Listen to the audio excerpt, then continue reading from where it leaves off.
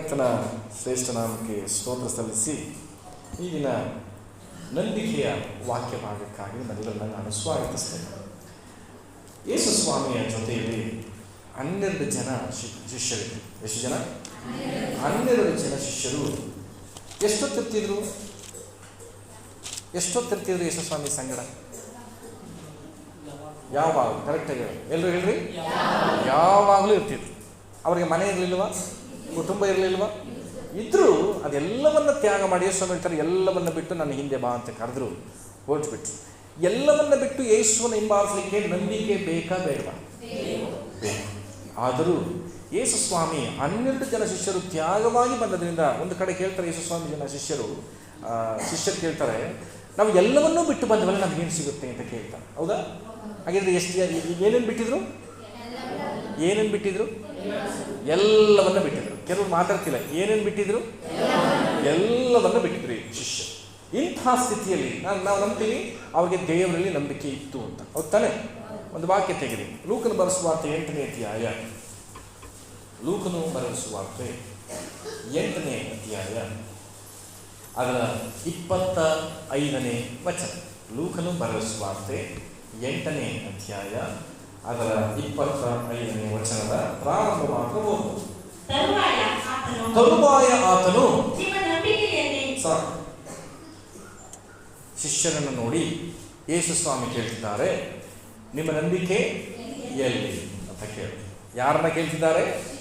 ಶಿಷ್ಯರನ್ನ ಯೇಸು ಸ್ವಾಮಿ ನೋಡಿ ಕೇಳ್ತಿದ್ದಾರೆ. ಅದು ಕೂಡ ಎಲ್ಲವನ್ನ ತ್ಯಾಗ ಮಾಡಿ, ಎಲ್ಲವನ್ನ ಬಿಟ್ಟು ಯೇಸುವನ್ನ ಹಿಂಬಾಲಿಸುವಂತ ಶಿಷ್ಯರನ್ನು ನೋಡಿ ಯೇಸು ಸ್ವಾಮಿ ಕೇಳ್ತಿದ್ದಾರೆ, ನಿನ್ನ ನಂಬಿಕೆ ಎಲ್ಲಿ ಅಂತ ಕೇಳ್ತಿದ್ದಾರೆ. ಈಗ ನೀವು ಹೇಳಿ, ಅವರ ನಂಬಿಕೆ ಇತ್ತು ತಾನೆ? ನಂಬಿಕೆ ಇತ್ತು, ತ್ಯಾಗ ಮಾಡಿ ಬಂದಿದ್ದಾರೆ. ಅವರನ್ನೇ ಯೇಸು ಸ್ವಾಮಿ ಎಲ್ಲೋಯ್ತು ನಿಮ್ಮ ನಂಬಿಕೆ ಅಂತ ಕೇಳ್ತಿದ್ದಾರೆ. ಇವತ್ತು ಯಾರು ಮಾತಾಡ್ತಿರೋದು ಗಮನಿಸಿ. ಇಲ್ಲಿ ಎಲ್ಲವನ್ನ ಬಿಟ್ಟು ಯೇಸುವನ್ನ ಹಿಂಬಾಲಿಸಿದಂಥ ಶಿಷ್ಯರನ್ನು ಯೇಸು ಕೇಳ್ತಿದ್ದಾರೆ, ನಿನ್ನ ನಂಬಿಕೆ ಎಲ್ಲೋಯ್ತು ಅಂತ. ಇವತ್ತು ನೀವು ನೀವು ಎಲ್ಲವನ್ನ ಬಿಟ್ಟು ಯೇಸುವನ್ನು ಹಿಂಬಾಲಿಸ್ತಾ ಇದ್ದೀವ? ಇಲ್ಲ. ಹೌದಾ? ಇಲ್ಲ. ಈಗ ದೇವರು ನಮ್ಮನ್ನ ಏನು ಕೇಳಬೇಕು? ನಿಮ್ಮ ನಂಬಿಕೆ ಎಲ್ಲಿ ಅಂತ ಕೇಳಬೇಕಾ? ನೀವು ನಂಬಿಕೆಗೆ ಬಂದಿದ್ದಾರೆ ಅಂತ ಕೇಳಬೇಕಾ? ಆಲೋಚನೆ ಮಾಡಿ. ನಾವು ನಂಬಿದ್ದೀವಿ, ನನ್ನ ಮೇಲೆ ಕುಗ್ಗಿಸ್ತಾ ಇಲ್ಲ. ನೀವು ದೇವರ ದೃಢವಾಗಿ ನಂಬಿದ್ದೀವಿ. ಏಮೇ ಕರ್ತನ ಸ್ತೋತ್ರ. ಶಿಷ್ಯರು ಎಲ್ಲವನ್ನೂ ತ್ಯಾಗ ಮಾಡಿ ಬಂದಂಥ ಶಿಷ್ಯರು ನೋಡಿ ಹೇಳ್ತಿದ್ದಾರೆ, ನಿನ್ನ ನಂಬಿಕೆಯಲ್ಲಿ ಅಂತ. ಹಾಗಿದ್ರೆ ನಂಬಿಕೆಯಲ್ಲಿ ಬಂದಂತಹ ಒಬ್ಬ ವ್ಯಕ್ತಿಯನ್ನ ದೇವರು ಎದುರು ನೋಡುವಂಥ ಕಾರ್ಯ ಏನು ಅಂದರೆ, ಇಲ್ಲಿ ಯಾವ ಸಂದರ್ಭದಲ್ಲಿ ಈ ಮಾತನ್ನು ಹೇಳ್ತಿದ್ದಾರೆ ಅಂತ ಹೇಳಿದರೆ, ತಲೆಬರಹವನ್ನು ಓದಿ. ಅಂದ್ರೆ ದೋಣಿಯಲ್ಲಿ ಹೋಗುವಾಗ ಏನು ಎದುರಾಗುತ್ತೆ? ಸಮುದ್ರ ಅಲ್ಲಕಲ್ಲೋಲವಾಗುತ್ತೆ. ದೊಡ್ಡ ಬಿರುಗಾಳಿಯ ಹೊಡೆತದಿಂದ ಅಲೆಗಳು ಎದ್ದು ದೋಣಿ ಮುಳುಗುವ ಹಾಗಾಯಿತು. ಇಂಥ ಸಂದರ್ಭದಲ್ಲಿ ಈ ಶಿಷ್ಯರೆಲ್ಲರೂ ಏನು ಮಾಡ್ಕೊಳ್ತಾರೆ? ಏನಂತ ಹೋಗಿ ಎಬ್ಬಿಸ್ತಾರೆ ಯೇಸು ಸ್ವಾಮಿನ? 24ನೇ ವಚನ ಓದ್ರಿ.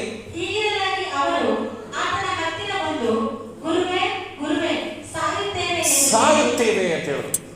ಅವರ ಮಾತಿನ ಅರಿಕೆಯನ್ನು ನೋಡ್ರಿ. ಯೇಸು ಸ್ವಾಮಿಯನ್ನ ಶಿಷ್ಯರು ಹೆಂಗೆ ಎಬ್ಬಿಸ್ತವ್ರೆ? ಗುರುವೇ, ನಾವು ಸಾಯ್ತೀವಿ. ಸತ್ತೋಗ್ತಾ ಇದ್ದೀವಿ ಅಂದ್ರ, ಸಾಯ್ತೀವಿ ಅಂದ್ರ ಅದ್ರ ಅರ್ಥ ಏನು? ನೀನು ಇದ್ದೀಯ ಸ್ವಾಮಿ, ವೇಸ್ಟು, ನಾನು ಸತ್ತೋಯ್ತೀನಿ ಅಂತ. ಅವರ ನಂಬಿಕೆಯನ್ನು ನೋಡಿ. ಇವತ್ತು ಎಷ್ಟೋ ಜನ ವಿಶ್ವಾಸಿಗಳು ನಮ್ಮ ಜೀವನದಲ್ಲಿ ಇದೇ ಬರ್ತಾ ಇದೆ, ಹೋರಾಟಗಳು ಬರ್ತಿದ್ದಾಗೆ. ಇವತ್ತು ನೀವು ಹೇಳಿಲ್ವಾ, ನಾ ಬದುಕಿರೋಕ್ಕಿಂತ ಸತ್ತೋಗೋದು ವಾಸಿ ಅಂತ? ಆತ್ಮಹತ್ಯೆ ಸ್ಪಿರಿಟ್. ಇನ್ನು ಹೇಳ್ಬೇಕಂದ್ರೆ ಸಂದೇಹದ ಸ್ಪಿರಿಟ್. ನಾವು ಸಂದೇಹ ಪಡುವಂತಹ ಮಾತುಗಳು. ಶಿಷ್ಯರು ಯೇಸು ಸ್ವಾಮಿ ಸಂಗಡ ಎಲ್ಲವನ್ನ ತ್ಯಾಗ ಮಾಡಿ ಬಂದಿದ್ದಾರೆ. ಅಂತಹ ಸಂದರ್ಭದಲ್ಲಿ ಸತ್ಯಗಳು ಯೇಸು ಸ್ವಾಮಿ ಜೊತೆಗೆ ಇಲ್ಲ. ಈ ವಚನಕ್ಕಿಂತ ಮತ್ತಾಯನ ಬರೆಸೋದು 8ನೇ ಅಧ್ಯಾಯಕ್ಕೆ ಬಂದಿದೆ. ಅಲ್ಲಿ ವಿಶೇಷವಾದ ಮಾತನ್ನ ಇದೇ ಪ್ಯಾಸೇಜ್ ಅದರಲ್ಲಿ ಬಂದಿದೆ. ಮತ್ತಾಯನ ಬರೆಸುವಾರ್ತೆ 8ನೇ ಅಧ್ಯಾಯ. ಎಲ್ಲರೂ ಸತ್ಯವೇದನ ತೆಗೀರಿ. ಮತ್ತಾಯನ ಬರೆಸುವಾರ್ತೆ 8ನೇ ಅಧ್ಯಾಯದ 23ನೇ ವಚನದ ತಲೆಬರಹವನ್ನು ಓದಲ್ವಾ? ಮತ್ತಾಯನ ಬರೆಸುವಾರ್ತೆ 8ನೇ ಅಧ್ಯಾಯ ಅದರ 23ನೇ ವಚನದ ತಲೆಬರಹವನ್ನು ಓದ್ತಾರೆ. ಗಮನಿಸ್ರಿ.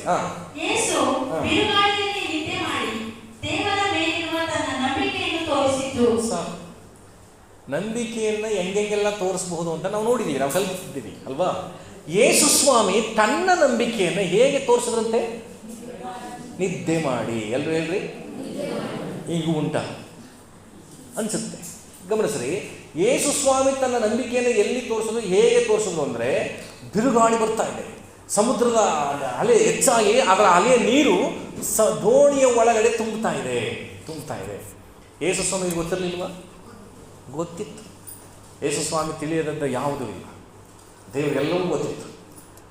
ನಾವೀಗ ಹೋಗ್ತೀನಿ, ಸಮುದ್ರದ ಅಲೆ ಎದ್ದೇಳುತ್ತೆ, ನೀರು ತುಂಬುತ್ತೆ ಅಂತ ಸನ್ನಿವೇಶ ಎಲ್ಲವೂ ದೇವರಿಗೆ ಗೊತ್ತಿದೆ. ಆದರೂ ನಮ್ಮ ದೇವರೇನು ಏನೋ ಹೇಳ್ತಾರಲ್ಲ, ಕುಂಭಕರ್ಣ ನಿದ್ದೆ ಅಂತ, ಆ ಥರ ಮಾಡೋರ ಇಲ್ಲ. ಅದೆಲ್ಲವೂ ಗೊತ್ತು. ಯಾಕೆ ನಿದ್ದೆ ಮಾಡ್ತಿದ್ರು ಗೊತ್ತಾ? ಇದರಿಂದ ನಮಗೊಂದು ನಂಬಿಕೆಯನ್ನು ತೋರಿಸುವಂತಹ ಒಂದು ಕಾರಣ. ತಲೆ ಬರಹಾಗೆ ಹೇಳ್ತಿದೆ, ಯೇಸು ನಿದ್ದೆ ಮಾಡಿ, ಅದು ಕೂಡ ಎಲ್ಲಿ? ಬಿರುಗಾಳಿಯಲ್ಲಿ ನಿದ್ದೆ ಮಾಡಿ. ಇವತ್ತು ಬಿರುಗಾಳಿಯಲ್ಲಿಯೂ ನಿದ್ದೆ ಮಾಡುವಂಥದ್ದು ಏನು ಸೂಚಿಸುತ್ತದೆ ಗೊತ್ತಾ? ದೇವರ ಮೇಲಿಟ್ಟಂತಹ ನಂಬಿಕೆಯನ್ನು ಸೂಚಿಸುತ್ತೆ ಅಂತ ಯೇಸು ಕಲಿಸ್ಕೊಟ್ಟಿದ್ದಾರೆ. ಅಂದರೆ ಅರ್ಥ ಏನು? ನನ್ನ ಜೀವಿತದಲ್ಲಿ ಎದುರಾಗತಕ್ಕಂಥ ದೊಡ್ಡ ಹೋರಾಟಗಳು, ಸಣ್ಣದು ಬೇಡ, ಸಣ್ಣ ಹೋರಾಟ ಅಲ್ಲ, ದೊಡ್ಡ ಹೋರಾಟಗಳು. ಸಮುದ್ರದಲ್ಲಿ ಬಿರುಗಾಳಿ ಸಿಕ್ಕಾಕೊಂಡ್ರೆ, ಅದು ಕೂಡ ಅಲೆಯ ನೀರು ದೋಣಿ ಒಳಗಡೆ ತುಂಬಿದ್ರೆ ಬದುಕುವ ಚಾನ್ಸಸ್ ಇದೆಯಾ? ಅಂತಹ ಸ್ಥಿತಿ ಒಂದು ವೇಳೆ ನನ್ನ ಜೀವಿತದಲ್ಲಿ ಬಂದರೆ ನಾವು ಹೇಗಿರಬೇಕು ಅಂದರೆ, ಮೌನವಾಗಿರಬೇಕು. ಅಥವಾ ನಿದ್ದೆ ಮಾಡಿದ್ರೆ ಹೆಂಗಿರ್ತಾರೋ ಹಾಗೆ ನೆಮ್ಮದಿಯಾಗಿರಬೇಕು. ನಿದ್ದೆ ಯಾರಿಗೆ ಬರುತ್ತೆ ಹೇಳಿ? ನೆಮ್ಮದಿಯಾಗಿರೋರಿಗೆ. ಎಲ್ಲರೂ ಹೇಳಿಲ್ಲ ಸರಿ, ನಿದ್ದೆ ಯಾರಿಗೆ ಬರುತ್ತೆ? ನೆಮ್ಮದಿಯಾಗಿರೋರು ನಿದ್ರೆ ಬರುತ್ತೆ. ಯಾವ ಸಂದರ್ಭದಲ್ಲಿ ನೆಮ್ಮದಿ? ಸಮುದ್ರದ ಅಲೆಯ ನೀರು ಒಳಗಡೆ ತುಂಬುತ್ತಾ ಇರುವಾಗ ನೆಮ್ಮದಿಯಾಗಿರೋದು. ಅದರ ಅರ್ಥ ಏನು ಗೊತ್ತಾ? ನನ್ನ ದೇವರಿದ್ದಾರೆ, ಸಾಯೋದಾದರೂ ದೇವ್ರ ಚಿತ್ತ ಇಲ್ಲದೆ ನಾನು ಸಾಯಲ್ಲ. ಒಂದು ವೇಳೆ ಪೇತ್ರನ ಕುರಿತು ನಾವು ಓದ್ತೀವಲ್ವಾ, ಸೆರೆಮನೆಯಲ್ಲಿ ಕಟ್ಟುಗಳಿಂದ ಕಟ್ಟಲ್ಪಟ್ಟವನಾಗಿದ್ದರೂ ಬೆಳಿಗ್ಗೆ ತಲೆ ತೆಗಿತೀನಿ, ಬೆಳಿಗ್ಗೆ ಎದ್ದ ಮೇಲೆ ಪೇತ್ರನನ್ನು ತಲೆ ತೆಗಿತೀನಿ ಅಂತ ಹೇರೋದನ್ನು ಹೇಳಿಸಿದ್ರು, ಅವನು ಆ ಸೆರೆಮನೆಯಲ್ಲಿ ನಿದ್ದೆ ಮಾಡ ಅಂತ ನೋಡ್ತೀವಿ. ಯಾಕೆಂದರೆ ದೇವರು ನನಗಿದ್ದಾರೆ, ಅವ್ರು ಹೇಳಿದ್ದಾರೆ ನಾನು ಯಾವಾಗ ಸಾಯ್ತೀನಿ ಅಂತ. ಒಂದು ವೇಳೆ ಸಾವು ಬಂದರೆ ಅವ್ರ ಇಷ್ಟ ಇಲ್ಲದೆ ನಮ್ಗೆ ಸಾವು ಬರಲ್ಲ. ಈ ರೀತಿ ಭರವಸೆ ಇದ್ದರೆ ನನ್ನ ಜೀವನದಲ್ಲಿ ಏನೇ ನಡೆದರೂ ದೇವರು ನೋಡ್ಕೊಳ್ತಾರೆ ಎಂಬುದಾಗಿ ಮೌನವಾಗಿರುವಂಥದ್ದೇ ನಂಬಿಕೆಗೆ ಗುರುತು. ಇವತ್ತು ನಾವು ತಕ್ಷಣ ಏನು ಮಾಡ್ತೀವಿ? ಇವತ್ತು ಕೀರ್ತನೆ ಓದೋದಲ್ವ, ಅಲ್ಲಿಯೂ ಕೂಡ ಕೀರ್ತನೆಗಾರನು ಅನೇಕ ಮಾತುಗಳನ್ನ ಹೇಳ್ತಾನೆ. ತೆಗಿರಿ ಅಂತ ಕೀರ್ತನೆ, ಎಷ್ಟನೇ ಕೀರ್ತನೆ? 39 ಅಲ್ವಾ? 39ನೇ ಕೀರ್ತನೆಗೆ ಬನ್ನಿರಿ. ಆತನ ಮಾತನ್ನು ಪ್ರಾರಂಭಿಸುವಂಥ ವಿಷಯವನ್ನು ನೋಡ್ರಿ.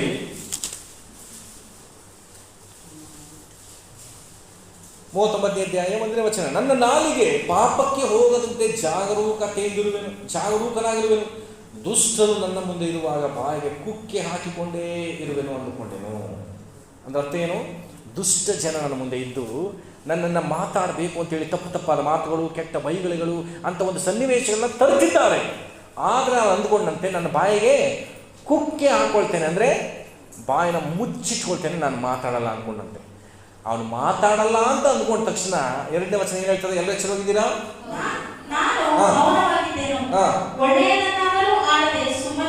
ಯಾವುದನ್ನ? ಕೆಲವು ಸಾರಿ ಮಾತಾಡಬಾರ್ದಿರೋ ಜಾಗದಲ್ಲಿ ನಾವು ಒಳ್ಳೆ ಮಾತಾಡಿ ಸಮಸ್ಯೆ ಸಿಗಕೊಂಡಂತ ಅನುಭವ ಇದೆಯಾ? ನಾನು ಯಾನನ್ನಪ್ಪ ಒಳ್ಳೆ ತಾನೇ ಅಂದಿ. ನ್ಯೂಸ್ಗಳು ನೋಡಿದಿರೋ ಇಲ್ಲೂ ಗೊತ್ತಿಲ್ಲ. ಜಗಳ ಆಡೋರನ್ನ ಬಿಡಿಸಕ್ಕೆ ಹೋಗಿ ಚಾಕಾಕ್ಬಿಟ್ಟವ್ರೆ, ಬಿಡಿಸಕ್ಕೆ ಹೋದವ್ರನ್ನ ನೀನು ಯಾಕೆ ಬಂದೆ ನಮ್ಮ ಮಧ್ಯೆ ಅಂತ. ನಾನು ಒಳ್ಳೆ ತಾನೇ ಹೇಳಿದೆ. ಕೆಲವು ಸಂದರ್ಭಗಳಲ್ಲಿ ಸತ್ಯವೇದ ಹೇಳ್ತಿದೆ, ಕೀರ್ತನೆಗಾರ ಹೇಳ್ತಿದ್ದಾನೆ, ಒಳ್ಳೆದನ್ನಾದರೂ ನಾನು ಮಾತಾಡೋದು ಹೆಂಗಿದ್ದೆ? ಸುಮ್ಮನಿದ್ದೆ.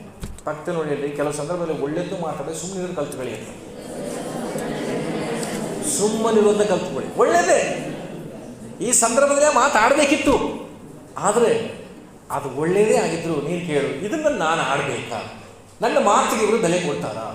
ನಾನೊಂದು ಮನೆಗೆ ಹೋಗಿದ್ದೆ, ನನ್ನ ಸಭೆ ವಿಶ್ವಾಸಿ ಮನೆ, ಮಾಧವ್ ಬ್ರದರ್ ಮನೆ, ಮಹೇಶ್ ಬ್ರದರ್ ಮನೆಗೆ ಹೋಗಿದ್ದೆ ಅಂತ ಇಟ್ಕೊಳ್ಳಿ. ಮಹೇಶ್ ಬ್ರದರ್ ಮನೆಗೆ ಹೋಗಿ ಒಂದು ಪ್ರಸಂಗ ಮಾಡ್ತೀನಿ. ಸೋನಿ ಸಿಸ್ಟ್ರು ಏನೋ ಒಂದು ವಿಷಯದಲ್ಲಿ ಅವ್ರನ್ನ ಬೇಜಾರು ಮಾಡಿಬಿಡ್ತಾರೆ. ಆ ವಿಷಯ ನನಗೆ ಗೊತ್ತಿಲ್ಲದೆ ಪ್ರಸಂಗದಲ್ಲಿ ನಾನು ಹೇಳಿಬಿಟ್ಟೆ, ನೀವು ಗಂಡನ ವಿಷಯದಲ್ಲಿ ನೀವು ಇರಬೇಕು ಸಿಸ್ಟರ್ ಅಂತ ನಾನು ಮಾತಾಡಿದೆ. ನಾನು ಲಾಸ್ಟ್ ಪ್ರೇಯರ್ ಮಾಡಿ ಮನೆಗೆ ಬಂದುಬಿಟ್ಟೆ. ನಾನು ನಮ್ಮ ಮನೆಗೆ, ಅಲ್ಲಿ ಜಗಳ ಸ್ಟಾರ್ಟ್ ಆಯಿತು. ನೀ ಯಾಕೆ ಕೇಳ್ದ ಪಾಸ್ಟರ್ಗಾರ? ನಾನು ಅಂದಿರೋದ, ನೀ ಹೇಳ್ದಾಗ ತಾನೇ ಪಾಸ್ಟರ್ ಗೊತ್ತಾಗಿರೋದು ಅಂತ ರಾತ್ರಿ ಎಲ್ಲ ಜಗಳ. ಈಗ ನಾನು ಆ ಮನೆಗೆ ಹೋಗಿದ್ದು ಒಳ್ಳೇದಾಯ್ತಾ ಕೆಟ್ಟದಾಯ್ತಾ? ಈ ಥರ ನನ್ನ ಸಭೆಯಲ್ಲಿ ಕೆಲವರು ಇದ್ದಾರೆ. ನೀನೇ ಹೇಳಿರೋದು ಅವ್ರಿಗೆ.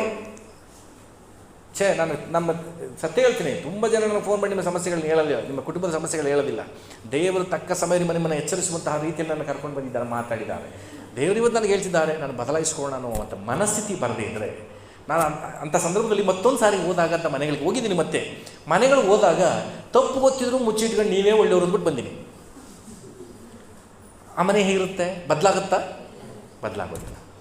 ಕೆಲವು ಸಂದರ್ಭದಲ್ಲಿ ನೀವು ಈ ರೀತಿ ಯೋಚನೆ ಮಾಡಿ, ನಾನು ಆಡೋದ್ರಿಂದ ಇವ್ರ ಮನೇಲಿ ಸಮಸ್ಯೆ ಆಗುತ್ತೆ ಅನ್ನಿದ್ರೆ, ನಾನು ಆಡೋದ್ರಿಂದ ಇವರಲ್ಲಿ ಬೇಜಾರು ಜಾಸ್ತಿ ಆಗುತ್ತೆ ಅಂದರೆ ಆ ಒಳ್ಳೆ ಮಾತು ನಾನು ಆಡಿರೋದು ಒಳ್ಳೆಯದು. ಹೌದಾ? ಒಳ್ಳೇದಾಡಿಯೂ ಸಮಸ್ಯೆ ಬರುತ್ತೆ ಅನ್ನಿದ್ರೆ ಒಳ್ಳೆಯದನ್ನು ಆಡಬಾರ್ದು. ಕೆಲವು ಸಾರಿ ಪ್ರಭಾವ ಹೇಳ್ತಿರ್ತಾರೆ, ಕೆಲವು ಸಾರಿ ನಾವು ಒಳ್ಳೇದನ್ನು ಆಡಬಾರ್ದು ಅಂತ ಬೈಬಲ್ ಹೇಳ್ತದೆ. ನೀವು ಒಳ್ಳೇದನ್ನು ಆಡಬೇಡಿ, ಬಾಯಿ ಮುಚ್ಚಿ ಅಂತ ಹೇಳ್ತಾರೆ ಕೆಲವರು. ನಮ್ಮಲ್ಲಿ ಅದೇ ಮಾಡ್ತಾರೆ ಅವರು, ಒಳ್ಳೇದನ್ನೂ ಆಡೋದು. ಹಲ್ಲೆಲೂಯಾ. ಇಂಥ ಅನುಭವಗಳನ್ನು ನಾವು ತಂದ್ಕೋಬೇಕಾಗಿದೆ. ಆಗ ಏನು ಮಾತಾಡಲಿಲ್ಲ, ಒಳ್ಳೇದು ಮಾತಾಡಲಿಲ್ಲ, ಇವನ ಜೀವನದಲ್ಲಿ ಒಳ್ಳೇದಾಗಬೇಕಿತ್ತಾನೆ. ನೆಕ್ಸ್ಟ್ ಏನು ಹೇಳ್ತಾರೆ? 3ನೇ ವಚನ. ಏನಾಯಿತು? ಮಾತಾಡದಿದ್ದರಿಂದ ಏನಾಯಿತು? ಸಂಕಟ ಹೆಚ್ಚು. ಇಂಥ ಸನ್ನಿವೇಶಗಳಾದಾಗ ಅವ್ನು ನೆಕ್ಸ್ಟ್ ಬರೆಯೋದೇನೆಂದರೆ, ಅವ್ನು ನೆಕ್ಸ್ಟ್ ಯಾರ ಜೊತೆ ಮಾತಾಡ್ತಾನೆ ಅಂದರೆ ದೇವ್ರ ಸಂಗಡ ಮಾತಾಡ್ತಾನೆ. ದೇವರೇ ಈಗ ಇದ್ನಲ್ಲ, ನನಗೆ ಯಾಕೆ ಸ್ವಾಮಿ ಇದನ್ನು ಬದಲಾಯಿಸು. ಅವನಲ್ಲಿ ಪ್ರಾರ್ಥಿಸ್ತಾನೆ, ದೇವರಲ್ಲಿ ಪ್ರಾರ್ಥನೆ ಮಾಡಲಿಕ್ಕೆ ಮನಸ್ಸು ಮಾಡ್ತಾನೆ. ಹಲ್ಲೆಲೂಯಾ. ಇಲ್ಲಿ ಶಿಷ್ಯರ ಕುರಿತಾಗಿ ನಾವು ನೋಡ್ತಿದ್ದೀವಿ, ದೊಡ್ಡ ಬಿರುಗಾಳಿ ಬಂದಂಥ ಸಂದರ್ಭದಲ್ಲಿ ದೇವರನ್ನ ಹುಡುಕಿ, ದೇವರೇ ನಾವು ಸಾಯ್ತಾ ಇದ್ದೇವೆ, ಎದ್ದೇಳು, ನಮಗೆ ಚಿಂತೆ ಇಲ್ವಾ ಅಂತ ಕೇಳ್ತಿದ್ದಾರೆ ಯೇಸು ಸ್ವಾಮಿ.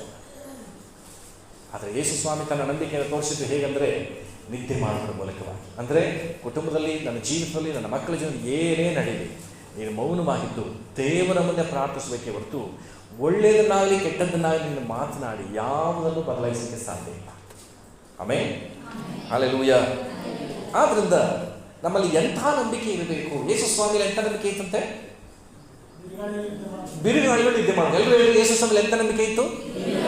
ಬಿರುಗಾಳಿಗಳು ನಿದ್ದೆ ಮಾಡೋದು. ಪಕ್ಕದಲ್ಲಿ ನಿಮಗೆ ಬಿರುಗಾಳಿ ಅಂತ ಹೋರಾಟ ಮಾಡೋದು, ನಿದ್ದೆ ಮಾಡೋದು ಕಲ್ತ್ಕೊಳ್ಳಿ ಅಂತ.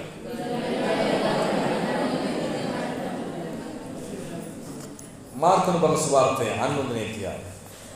ಮಾರ್ಕನು ಬರೆದ ಸುವಾರ್ತೆ 11ನೇ ಅಧ್ಯಾಯ. 11ನೇ ಅಧ್ಯಾಯ ಅದರ 22ನೇ ವಚನವನ್ನು ಓದೋಣ. ಮಾರ್ಕ 11:22. ಯೇಸು ಹೇಳಿದ್ದೇನೆಂದರೆ, ನಿಮಗೆ ದೇವರಲ್ಲಿ ನಂಬಿಕೆ ಇರಲಿ. ಯೇಸು ಸ್ವಾಮಿ ತನ್ನ ಶಿಷ್ಯರಿಗೆ, ಮತ್ತೆ ನಾನು ಶಿಷ್ಯರ ಬಗ್ಗೆ ಹೇಳ್ತಾ ಇದ್ದೀನಿ, ಎಲ್ಲವನ್ನ ತ್ಯಾಗ ಮಾಡಿ ಬಿಟ್ಟು ಬಂದಂಥ ಶಿಷ್ಯರಿಗೆ ಮತ್ತೆ ಅವ್ರು ಹೇಳ್ತಿರೋ ವಿಷಯ ಏನಂದರೆ ನಂಬಿಕೆ ಗುರುತಾಗಿ ಕೇಳ್ತಾರೆ. ಅಲ್ಲಿ ಹೇಳಿದ್ರು, ನಿಮ್ಮ ನಂಬಿಕೆಯಲ್ಲಿ ಅಂತ ಕೇಳಿದ್ರು. ಇಲ್ಲಿ ಹೇಳ್ತಿದ್ದಾರೆ 11ನೇ ಅಧ್ಯಾಯ 22ನೇ ವಚನದಲ್ಲಿ, ಅದಕ್ಕೆ ಯೇಸು ಹೇಳಿದ್ದೇನೆಂದರೆ, ನಿಮ್ಮಲ್ಲಿ ದೇವರಲ್ಲಿ ನಂಬಿಕೆ ಇರಲಿ, ನನ್ನ ಜೊತೆ ಇರಲಿ. ಇದು ಭಾಷಾಂತರ ಮಿಸ್ ಆಗಿದೆ. ಇದು ಇಬ್ರಿಯ ಭಾಷೆಯಲ್ಲಿ ಹೇಗಿದೆ ಅಂದರೆ, ಮಾರ್ಕನ ಭಾಷೆ 11:22 ವಚನದ ಬಗ್ಗೆ ನಾನು ಹೇಳ್ತಾ ಇದ್ದೇನೆ. ಇಬ್ರಿಯ ಭಾಷೆಯಲ್ಲಿ ಹೇಗಿದೆ ಅಂದರೆ, ನಿಮಗೆ ದೇವರಲ್ಲಿ ಇರುವಂಥ ನಂಬಿಕೆ ನಿಮ್ಮಲ್ಲಿಯೂ ಇರಲಿ ಅಂತ ಯೇಸು ಸ್ವಾಮಿ ಹೇಳ್ತಿದ್ದಾರೆ. ಶಿಷ್ಯರು ಯೇಸು ಸ್ವಾಮಿನ ನಂಬುವ ಅವಶ್ಯಕತೆ ಇರಲಿಲ್ಲ, ಆಲ್ರೆಡಿ ನಂಬಿಟ್ಟಿದ್ರು. ಅವರು ದೇವರನ್ನ ಪೂರ್ತಿಯಾಗಿ ನಂಬಿದ್ರಿಂದಲೇ ಅವ್ರನ್ನ ಹಿಂಬಾಲಿಸ್ಬಿಟ್ರು. ಈಗ ಯೇಸು ಅವ್ರಿಗೆ ಶಿಷ್ಯರಿಗೆ ಹೇಳ್ತಿರೋ ಮಾತೇನೆಂದರೆ, ನಿಮಗೆ ದೇವರನ್ನು ನಂಬಿರಿ ಅಂತಲ್ಲ, ನಿಮಗೆ ದೇವರಲ್ಲಿದ್ದಂಥ ನಂಬಿಕೆ ನಿಮ್ಮಲ್ಲಿಯೂ ಇರಲಿ ಅಂತ ಯೇಸು ಸ್ವಾಮಿ ಹೇಳಿದ್ರು. ಇದು ಸರಿಯಾದ ಭಾಷಾಂತರ. ನಾನು ಅದನ್ನು ಕೆಳಗಡೆ ಬರ್ಕೊಂಡಿದ್ದೀನಿ, ಸರಿಯಾದ ಭಾಷಾಂತರ ಅಂತ. ನಿಮಗೆ ದೇವರಲ್ಲಿ ಇದ್ದಂಥ ನಂಬಿಕೆ ನಿಮ್ಮಲ್ಲಿಯೂ ಇರಲಿ ಅಂದರೆ, ದೇವರಲ್ಲಿ ಎಂಥ ನಂಬಿಕೆ ಇತ್ತು ಆಗಿದ್ರೆ ನಾವು ಯೇಸು ಸ್ವಾಮಿ ಬಗ್ಗೆ ನೋಡಿದ್ವಿ. ಎಂಥ ನಂಬಿಕೆ? ಬಿರುಗಾಳಿಯಲ್ಲಿಯೂ ಯಾವುದಕ್ಕೂ ಚಿಂತಿಸಲು ನಿದ್ರೆ ಮಾಡುವಂತಹ, ನಿದ್ರೆ ಮಾಡುವ ಅರ್ಥ ಏನು? ನಿರಾಳತೆ, ಭರವಸೆ, ನಂಬಿಕೆಯನ್ನು ಸೂಚಿಸುತ್ತೆ. ಹಲ್ಲೆಲೂಯಾ. ನಮ್ಮ ಮಕ್ಕಳು ಯಾಕೆ ಮಲಗಿದ ತಕ್ಷಣ ಆಟ ಆಡ್ಕೊಂಡು ಬಂದು ಚೆನ್ನಾಗಿ ನಿದ್ದೆ ಮಾಡ್ತಾರೆ ಅಂದರೆ, ನಮ್ಮ ಅಪ್ಪ ಅಮ್ಮ ಇದ್ದಾರೆ ಅಂತ. ಹೌದಾ? ನಮ್ಮ ಅಪ್ಪ ಅಮ್ಮ ಇದ್ದಾರೆ. ಸ್ಕೂಲ್ಗೆ ಹೋಗಬೇಕು, ಸ್ಕೂಲ್ ಫೀಸ್ ಕಟ್ಟಬೇಕು, ಯೂನಿಫಾರ್ಮ್ ತಗೋಬೇಕು, ಯಾವುದ್ರ ಬಗ್ಗೆ ಚಿಂತೆ ಇಲ್ಲ, ನೆಮ್ಮದಿಯಾಗಿ ಬಂದು ಮಲಗ್ತಾರೆ ಮಕ್ಕಳು. ಯಾಕಂದರೆ ನಮ್ಮ ಅಪ್ಪ ಇದ್ದಾನೆ ಅಂತ. ಆ ರೀತಿಯಲ್ಲಿ ನನ್ನ ದೇವರನ್ನು ಎಷ್ಟಾಗಿ ನಾವು ಭರವಸೆ ಇಟ್ಟಿದ್ದೇವೋ ಅಷ್ಟರ ಮಟ್ಟಿಗೆ ನನ್ನ ಜೀವನದಲ್ಲಿ ಒಂದು ನಿರಾಳತೆ ಕಾಣ್ತದೆ. ಯೇಸು ಸ್ವಾಮಿ ಹೇಳ್ತಿದ್ದಾರೆ, ದೇವರಲ್ಲಿ ನಿಮಗೆ ಎಂಥ ನಂಬಿಕೆ, ದೇವರಲ್ಲಿ ಎಂಥ ನಂಬಿಕೆ ಇತ್ತೋ ಅದೇ ನಂಬಿಕೆ ನಿಮ್ಮಲ್ಲಿಯೂ ಇರಲಿ ಅಂತ ಹೇಳ್ತಿದ್ದಾರೆ. ದೇವರಲ್ಲಿ ಎಂಥ ನಂಬಿಕೆ ಇತ್ತು? ಒಂದು ವೇಳೆ ಭೂಮಿಯಲ್ಲಿ ಕೂತ್ಕೊಂಡು ದೇವರು ಭೂಮಿ ಉಂಟಾಗಲಿ, ಬೆಳಕು ಉಂಟಾಗಲಿ, ಮರಗಿಡಗಳು ಉಂಟಾಗಲಿ ಅಂತ ಹೇಳಿ ನುಡಿದ್ರಲ್ಲ ದೇವರು, ಒಂದು ಸಣ್ಣ ಸಂದೇಹವೂ ಅವರಲ್ಲಿ ಬರಲಿಲ್ಲ. ನುಡಿದ್ರೆ ಒಂದು ವೇಳೆ ಆಗುತ್ತಾ ಆಗಲ್ವಾ ಯೋಚನೆ ಮಾಡಲಿಲ್ಲ. ದೇವರಲ್ಲಿ ಅಂತಹ ಸಂದೇಹ ಅನ್ನುವುದೇ ಸ್ವಲ್ಪವೂ ಇಲ್ಲ. ಆದರೆ ನಮ್ಮಲ್ಲಿ ಯಾವುದಾದ್ರೂ ಒಂದು ಕಾರ್ಯ ಮಾಡಬೇಕು ಅಂದರೆ ಸಂದೇಹ ಅನ್ನೋದು ಬಂದುಬಿಡುತ್ತೆ. ಹೌದಾ? ಸಂದೇಹ ಅನ್ನೋದು ಬರುತ್ತೆ. ಇವತ್ತು ನಾವು ಕೇಳೋಣ, ನಾವು ನಿಮ್ಮನ್ನು ಕೇಳ್ತೀನಿ ನಾನು, ದೇವರನ್ನು ನಾವು ನಂಬಿದ್ದೇವಾ? ದೇವರಲ್ಲಿದ್ದಂಥ ನಂಬಿಕೆ ನಮ್ಮಲ್ಲಿದೆಯಾ? ದೇವರನ್ನ ಏನು ಮಾಡಿದ್ದೀವಿ ನಾವು? ನಂಬಿದ್ದೇವೆ ಅಷ್ಟೇ. ಆದರೆ ಯೇಸು ಹೇಳ್ತಿರೋದು ಏನು ಗೊತ್ತಾ? ದೇವರನ್ನ ನಂಬಿದ್ರೆ ಆ ನಂಬಿಕೆ ಯಾವಾಗ ಬೇಕಾದರೂ ಅಲುಗಾಡುತ್ತೆ, ಬಿದ್ದೋಗುತ್ತೆ. ಪರಿಸ್ಥಿತಿಗಳು ಬದಲಾದಾಗ ನಮ್ಮ ಚೇಂಜ್ ಆಗ್ಬಿಡ್ತೀವಿ ನಾವು. ಆದರೆ ದೇವರಲ್ಲೇ ಇದ್ದಂಥ ನಂಬಿಕೆ ನಮ್ಮಲ್ಲಿ ಇದ್ದಾಗ ಯಾವತ್ತೂ ಕೂಡ ನಮಗೆ ಸಂದೇಹ ದೇವರ ಮೇಲೆ ಬರೋದಿಲ್ಲ. ನೀವು ಯಾವುದನ್ನೇ ಸಂದೇಹ ಪಡ್ರಿ, ಆದರೆ ದೇವರನ್ನು ಮಾತ್ರ ಏನು ಮಾಡಬೇಡಿ, ಸಂದೇಹ ಪಡಬೇಡಿ. ಯಾಕೆಂದರೆ ಅವರು ದೇವರು ಅನ್ನೋ ವಿಷಯದಲ್ಲಿ ಯಾವತ್ತೂ ಬದಲಾಗೋದಿಲ್ಲ. ಅವರು ಭೂಮಿ ಉಂಟಾಗೋದಕ್ಕಿಂತ ಮುಂಚಿನದಲ್ಲೂ ದೇವರು, ಇವತ್ತು ನೀನು ನಾನು ಹುಟ್ಟಿ ಬಾಳುವಂಥ ಈ ದಿನದಲ್ಲಿ ದೇವರು, ನನ್ನ ಜೀವಿತ ಮುಗಿದು ಹೋಗಿ ಇನ್ನೊಂದು 1000 ವರ್ಷ ಭೂಮಿ ಇದ್ದರೂ ಕೂಡ ಅವರೇ ದೇವರಾಗಿದ್ದಾರೆ. ಅವರೇ. ಒಂದು ವೇಳೆ ಕೆಲವರು ಹೇಳ್ತಾರೆ ದೇವರನ್ನ ನಾನು ನಂಬಲ್ಲ ಅಂತ. ನೀನು ನಂಬದೇ ಇದ್ದರೆ ದೇವ್ರಿಗೆ ಏನು ಲಾಸ್ ಇಲ್ಲ, ನಿನಗೂ ಮಾತ್ರನೇ ಲಾಸ್. ಯೇಸು ಹೇಳ್ತಿದ್ದಾರೆ, ದೇವರಲ್ಲಿದ್ದಂಥ ನಂಬಿಕೆ ನಿಮ್ಮಲ್ಲಿ ಇರಲಿ ಎಂಬುದಾಗಿ ಹೇಳ್ತಿದ್ದಾರೆ. ದೇವರಲ್ಲಿ ಕೇಳೋಣ, ದೇವರೇ ನಾನು ನಿನ್ನನ್ನು ನಂಬೋದಲ್ಲ, ನಿನ್ನಲ್ಲಿ ಎಂಥ ನಂಬಿಕೆ ಇತ್ತು ಅಂಥ ನಂಬಿಕೆ ನಾನು ಕೊಟ್ಟುಬಿಡು ಸ್ವಾಮಿ ಅಂತ ಕೇಳೋಣ. ಆಮೇಲೆ ನಿಮ್ಮ ಪ್ರಾರ್ಥನೆ ಕೇಳ್ರಿ, ದೇವರೇ ನಿನ್ನ ನಂಬಿಕೆಯನ್ನು, ನಿನ್ನಲ್ಲಿ ಇದ್ದ ನಂಬಿಕೆಯನ್ನು ನನಗೆ ಕೊಡು. ಯೇಸು ಸ್ವಾಮಿ ನಿದ್ರೆ ಮಾಡಿ ನಂಬಿಕೆ ತೋರಿಸೋದಂತೆ. ಇವತ್ತು ಎಂತೆಂಥ ಸನ್ನಿವೇಶಗಳು ನಿಮ್ಮ ಜೀವನದಲ್ಲಿ ಎದುರಾದಾಗ ಮೌನವಾಗಿದ್ದು ಮಾತನಾಡದೆ ನನ್ನ ದೇವರು ನೋಡ್ಕೊಳ್ತಾರೆ ಅನ್ನೋದರಲ್ಲಿ ನಿಮ್ಮ ನಂಬಿಕೆಯನ್ನು ತೋರಿಸಲಿಕ್ಕೆ ಮನಸ್ಸು ಮಾಡಿ. ನಾನೊಂದು ಸಾರಿ ಮಂಜಣ್ಣ ಅವರ ಕುಟುಂಬಕ್ಕೆ ನಾನು ಹೋಗಿದ್ದಾಗ ನಾನು ಗಮನಿಸ್ರಿ, ಅವರ ಭಾವ ರಾಮು ಅವರು ಅನಾರೋಗ್ಯದಲ್ಲಿದ್ದರು. ಅನಾರೋಗ್ಯದಲ್ಲಿದ್ದ ಸಂದರ್ಭದಲ್ಲಿ ಆ ಮನೆಗೆ ಹೋಗಿ ನಾನು ಪ್ರಾರ್ಥನೆ ಮಾಡುವಾಗ ಇಂಥ ಸ್ಥಳದಲ್ಲಿ ಮಾಟ ಮಂತ್ರ ಮಾಡಿಸಿದ್ದಾರೆ ಅಂತೇಳಿ ನಾನು ಆ ಸ್ಥಳದಲ್ಲಿ ನಿಂತ್ಕೊಂಡು ತೋರಿಸ್ತೆ ನಮ್ಮ ಮಂಜಣ್ಣ ಅವರಿಗೆ. ಅವ್ರ ಕುಟುಂಬದವರೆಲ್ಲ ನಂಬಲಿಲ್ಲ, ಬಟ್ ನಾನು ಈ ಕಡೆ ಬಂದುಬಿಟ್ಟೆ. ಅದಾದ ನಂತರ ಮಂಜಣ್ಣ ಅವರು ಇಲ್ಲೇ ಇದ್ದಾರೆ. ಆ ಜಾಗವನ್ನು ಹಳ್ಳ ತೆಗೆಸಿ ನೋಡುವಾಗ ಅಲ್ಲಿ ಗೊಂಬೆಗಳನ್ನು ಊತಾಕಿದ್ರಂತೆ. ಹೌದಾ ಮಂಜಣ್ಣ? ಗೊಂಬೆಗಳನ್ನ ಊತಾಕಿದ್ರು. ಅದೆಲ್ಲ ವಿಚಿತ್ರವಾಗಿತ್ತು. ನಂತರವಾಗಿ ಅವರು ಆ ದೇವಸ್ಥಾನಕ್ಕೆ ತಗೊಂಡೋದ್ರು. ಅವರೆಲ್ಲ ನಂಬಿಕೆ ಬರಲಿಲ್ಲ. ಯಾವ ದೇವಸ್ಥಾನಕ್ಕೆ ಹೋಗಿದ್ರಿ? ಅದ ನಂತರ ಒಂದು ದೇವಸ್ಥಾನಕ್ಕೆ ಹೋದ್ರಂತೆ. ಅಲ್ಲಿ ಹೇಳಿದ್ರಂತೆ ಇದನ್ನ ನಾನೇ ಬರಮಾಡಿರೋದು ಅಂದ್ರಂತೆ. ಆ ಕಷ್ಟನ ಆ ವ್ಯಕ್ತಿ ಮೇಲೆ ದೇವ್ರು ಬಂದು ಇದನ್ನ ನಾನೇ ಬರಮಾಡಿರೋದು ಅಂತ ಹೇಳ್ತಂತೆ. ಕಡೆಗೆ ಅವ್ರು ತೀರೋದು, ಅವ್ರ ಭಾವನವರು ತೀರೋದು. ಜಿಲ್ಲಾ ಪಂಚಾಯತ್ ಅಧ್ಯಕ್ಷರೇ ಅವರು ಎಲೆಕ್ಷನ್ ನಿಂತಿದ್ರು ಅವರು ಒಂದು ಉನ್ನತವಾಗಿ ಬೆಳೆದಂಥವ್ರು ಸತ್ತೋದಂಥ ವೇಳೆ ನಾನು ನಮ್ಮ ಸಭೆಯನ್ನು ಅನೇಕರು ಆ ಸಾವಿಗೆ ಹೋಗಿದ್ವಿ. ಸಾವಿಗೆ ಹೋದಾಗ ನನ್ನೊಳಗಡೆ ಒಂದು ಸ್ವರ ಯಾವ ರೀತಿ ಹೋಗಿ ಅವನ ಕೈ ಹಿಡಿದು ಎದ್ದು ಅಂತ ಎದ್ದೇಳಿಸುವಂಥದ್ದು. ಗಮನಿಸ್ತಾ ಇದ್ದೀರಾ? ಅವರ ಭಾವನವ್ರ ವಿಷಯದಲ್ಲಿ ನನಗೆ ಹೇಳ್ತಾ ಇದ್ದೆ, ನನ್ನ ಮನಸ್ಸು ಹೇಳ್ತಿದೆ, ಹೋಗಿ ಸತ್ತೋಗಿರುವಂಥ ಅವ್ರನ್ನ ಕೈ ಹಿಡಿದ ಮೇಲೆ ಎತ್ತು ನೀನು, ಎದ್ದೇಳೋದು ಜೋರಾಗಿ ಹೇಳೋದು. ತುಂಬ ಜನ, ಅಷ್ಟು ಜನ, ತುಂಬ ದೊಡ್ಡ ವ್ಯಕ್ತಿ ಆಗಿರೋದ್ರಿಂದ, ರಾಜಕೀಯ ವ್ಯಕ್ತಿ ಆಗಿರೋದು ತುಂಬ ಜನ. ನಾನು ಅಲ್ಲಿ ಅದು ಸತ್ತಂಥ ವ್ಯಕ್ತಿ ಹತ್ರಕ್ಕೆ ಹೋಗ್ತಿದ್ದೆ, ಇಡೀ ಕುಟುಂಬದವರು ಪಾಸ್ರೇ ಅಂತ ಜೋರಾಗಿ ಸ್ಟಾರ್ಟ್ ಮಾಡ್ತಾರೆ. ನನ್ನೊಳಗೊಂದು ಡೌಟು, ನಾನು ಕೈ ಹಿಡಿದು ಎತ್ತುಬಿಟ್ಟು ಎದ್ದೇಳಲಿಲ್ಲ ಅಂದರೆ, ನನ್ನೊಳಗೆ ಸಂದೇಹ, ನಾನು ಕೈ ಹಿಡಿದು ಎತ್ತೀವಿ ಅವ್ರು ಎದ್ದೇಳಲಿಲ್ಲ ಅಂದರೆ ಎಲ್ಲಿ ನನಗೆ ಅವಮಾನ ಆಗಿಬಿಡುತ್ತೋ ಅನ್ನುವಂತಹ ಸಂದೇಹ. ನಾನು ನನ್ನ ಬಗ್ಗೆ ಹೇಳ್ಕೊಳ್ತಾ ಇದ್ದೀನಿ. ಈ ರೀತಿಯಾದ ಸಂದೇಹದಿಂದ ಒಂದು ಪ್ರಾರ್ಥನೆ ಮಾಡೋ ನನ್ನ ಮನಸ್ಸು ಹೇಳ್ತಿತ್ತು, ಕೂಗಕ್ಕಂತೂ ಆಗಲ್ಲ, ಹಂಗೆ ಎದ್ದೇಳಿಸ್ಬಿಡ್ಬಾರ್ದ ಸ್ವಾಮಿ ನೀನು ಅಂತ ಪ್ರಾರ್ಥನೆ ಮಾಡಿ ನಾನು ವಾಪಸ್ ಬಂದೆ. ಕಾರಣ ಒಂದೇ, ನನಗೆ ದೇವರ ಮೇಲೆ ನಂಬಿಕೆ ಇತ್ತು, ದೇವರಲ್ಲಿದ್ದಂಥ ನಂಬಿಕೆ ನನ್ನಲ್ಲಿಲ್ಲ. ಇವತ್ತು ನಾವು ಆಸೆ ಪಡಬೇಕು, ದೇವರೇ ನಿನ್ನನ್ನು ನಂಬುವಂಥ ನಂಬಿಕೆಗಿಂತ ನಿನ್ನಲ್ಲಿರುವಂಥ ನಂಬಿಕೆಯನ್ನು ನನಗೆ ಕೊಟ್ಟರೆ ಅದು ಸಂದೇಹಕ್ಕೆ ಜಾಗವೇ ಇಲ್ಲ, ಸಂದೇಹಕ್ಕೆ ಆಸ್ಪದವೇ ಇಲ್ಲ. ಅಂಥ ನಂಬಿಕೆ ಒಂದು ಇವತ್ತು ನಿಮ್ಮ ಒಬ್ಬೊಬ್ಬರ ಜೀವಿತದಲ್ಲಿ ದೇವರ ಅದ್ಭುತ ಮಾಡಬೇಕು ಅಂತ ನೀವು ಎಷ್ಟು ನಿರೀಕ್ಷಿಸ್ತಿದ್ದೀರೋ. ಕಳೆದ ವಾರದಲ್ಲಿ ನಾವು ಧ್ಯಾನಿಸ್ತಿದ್ದೀವಿ, ರಕ್ತಕುಸುಮ ರೋಗಿಗೆ ಸೌಖ್ಯಪಡಿಸಿದ ಯಾರು? ಅವಳ ನಂಬಿಕೆ.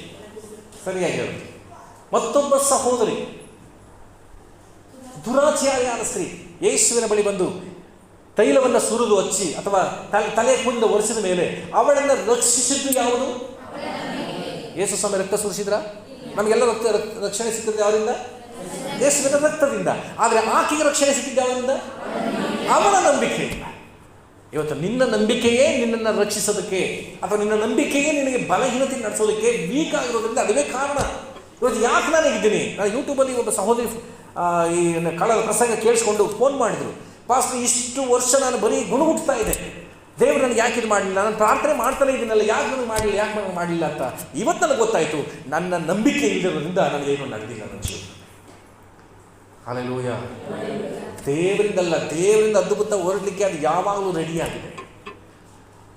ಆದರೆ ನಮ್ಮಲ್ಲಿ ಅಂತಹ ಒಂದು ಸ್ಥಿರವಾದ ನಂಬಿಕೆಯನ್ನು ತಂದುಕೊಂಡವರಾಗಿ ದೇವರಲ್ಲಿ ನಾವು ಬಯಸುವಂತರಾಗಿದ್ದೇವೆ. ದೇವರೇ ನಾನು ನಿನ್ನ ನಂಬ್ತೀನಿ, ನೀನೇ ಕಾರ್ಯ ಮಾಡ್ತೀನಿ ಎಂಬುದಾಗಿ.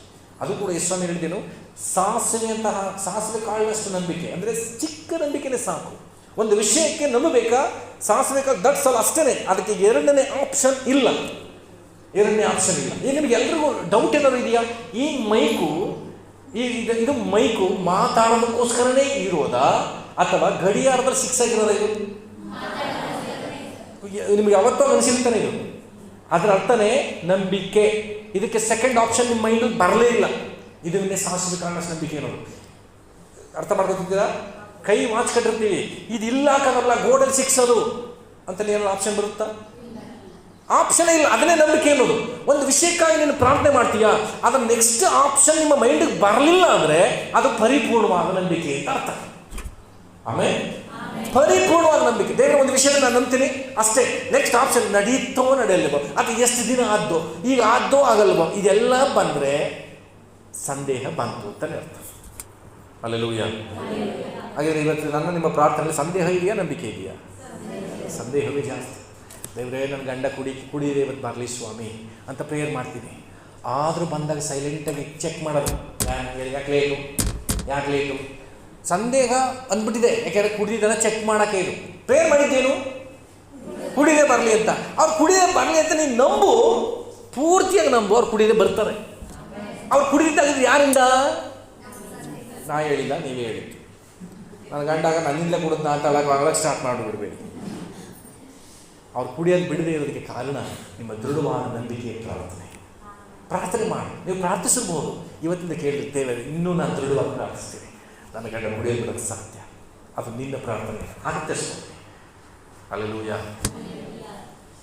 ನನ್ನ ದೇವರು ಎಷ್ಟರ ಮಟ್ಟಿಗೆ ನಮ್ಮಲ್ಲಿ ಎದುರು ನೋಡ್ತೇನೆ ಅಂದರೆ ಬರೀ ನಂಬು. ನೀವು ಪೂರ್ತಿಯಾಗಿ ಸರೌಂಡಿಂಗಲ್ಲಿ ಒಂದು ಸಂದೇಹವಿಲ್ಲದೆ ನನ್ನ ವಿಷಯದಲ್ಲಿ ನಂಬೇಡು. ನಿಮ್ಮ ಜೀವನದಲ್ಲಿ ಕೆಟ್ಟ ಕಾಯಿಲೆ ಇದೆಯಾ, ನಿಮ್ಮ ಜೀವನದಲ್ಲಿ ಒಡೆದು ಹೋದಂಥ ಸನ್ನಿವೇಶ ಇದೆಯಾ, ನೀನು ನಂಬುವಂಥ ವಿಷಯ ಪರಿಪೂರ್ಣವಾಗಿ ನನ್ನ ದೇವರು ಈಗ ಮಾಡೇ ಮಾಡ್ತಾರೆ. ನಾನು ಗ್ಯಾರಂಟಿ ಕೊಡ್ತೀನಿ, 2026 ಮುಗಿಯೋದ್ರೊಳಗಡೆ ನಿನ್ನ ಕುಟುಂಬ ಜೀವಿತದಲ್ಲಿ, ನಿನ್ನ ಗಂಡನ ಜೀವಿತದಲ್ಲಿ, ನಿನ್ನ ಮಕ್ಕಳ ಜೀವಿತದಲ್ಲಿ ಶ್ರೇಷ್ಠವಾದ ಬದಲಾವಣೆ ಕಾಣ್ತೀಯಾ? ನೀನು ನಂಬಿಕೆಯಿಂದ ಪ್ರಾರ್ಥನೆ ಮಾಡು. ನೀನು ನಂಬಿಕೆಯಿಂದ ಬೆಳೆ ಸಾಕು. ಹಲ್ಲೆಲೂಯಾ. ನಿನ್ನ ಆರೋಗ್ಯದ ವಿಷಯದಲ್ಲಿ ನಾನು ಚಾಲೆಂಜ್ ಮಾಡ್ತೀನಿ, ಈ ವರ್ಷದಲ್ಲಿ ನೀನು ನಂಬಿಕೆಯಿಂದ ಮುಟ್ಟಿ ಪ್ರಾರ್ಥನೆ ಮಾಡು. ದೇವರೇ, ನನ್ನ ದೇಹದಲ್ಲಿ, ನನ್ನ ಹೃದಯದಲ್ಲಿ, ನನ್ನ ಕಿಡ್ನಿಯಲ್ಲಿ, ನನ್ನ ದೇಹದಲ್ಲಿ, ಗರ್ಭದಲ್ಲಿ ಎಷ್ಟೋ ಸಮಸ್ಯೆಗಳಿದೆ. ನಾನು ನಂಬ್ತೀನಿ ನೀನೇ ಅದನ್ನು ಸೃಷ್ಟಿ ಮಾಡಿದ್ದು, ನೀನಲ್ಲದೆ ಬೇರೆ ಅದನ್ನು ಯಾರು ಡಾಕ್ಟರ್ ಬಂದು ಅದನ್ನು ಓದಿ ಕಲ್ತಿದ್ದಾರೆ. ಒಂದು ವೇಳೆ ಪ್ರಯತ್ನ ಮಾಡಿದ್ರೆ ಸಿಕ್ಬೋದು ಬಿಡುಗಡೆ, ಇಲ್ಲಾಂದರೆ ಸಿಕ್ಕದೆ ಹೋಗ್ಬೋದು. ಆದರೆ ಸೃಷ್ಟಿ ಮಾಡುವಂಥ ನಿನ್ನಲ್ಲಿ ನಾನು ಹೇಳ್ತೇನೆ, ನೀನು ಈ ವರ್ಷದಲ್ಲಿ ನನಗೆ ಬಿಡುಗಡೆ ಕೊಡಲೇಬೇಕು, ತಗೊಳ್ತೀನಿ ನಾನು ಅಂತ ನಂಬಿಕೆ ಇರಲಿ. ಆಮೇಲೆ ಆ ನಂಬಿಕೆ ನಿನ್ನಲ್ಲಿ ಕಾಣೋದಾದರೆ ಈ ವರ್ಷ ಮುಗಿಯೋದ್ರೊಳಗಡೆ ಶ್ರೇಷ್ಠವಾದ ಬಿಡುಗಡೆ ನೀನು ಹೊಂದ್ಕೊಳ್ತೀಯ. ಪಾಸ್ಟ್ ಕೈಲಿಲ್ಲ ಬಿಡುಗಡೆ, ನಿನ್ನ ನಂಬಿಕೆಯಲ್ಲಿ. ಆಮೇಲೆ ಯೇಸುವನ್ನು ಹೇಳಿದ್ದು, ನಿನ್ನ ನಂಬಿಕೆಯನ್ನು ಸ್ವಸ್ಥ ಮಾಡ್ತೀನಿ, ನಿನ್ನ ನಂಬಿಕೆಯಿಂದ ರಕ್ಷಿಸ್ತೇ ಎಂಬುದಾಗಿ. ಇನ್ನೊಂದು ವಾಕ್ಯ ತೆಗೆದುಕೊಳ್ಳುವ, ಮತ್ತಾಯ 15ನೇ ಅಧ್ಯಾಯ. ಅದಕ್ಕಿಂತ ಮತ್ತಾಯ 17ನೇ ಅಧ್ಯಾಯಕ್ಕೆ ಬನ್ನಿರಿ. ಮತ್ತಾಯ 17ನೇ ಅಧ್ಯಾಯ. ಮತ್ತಾಯ ಸುವಾರ್ತೆ 17ನೇ ಅಧ್ಯಾಯ 17ನೇ ವಚನ. 17.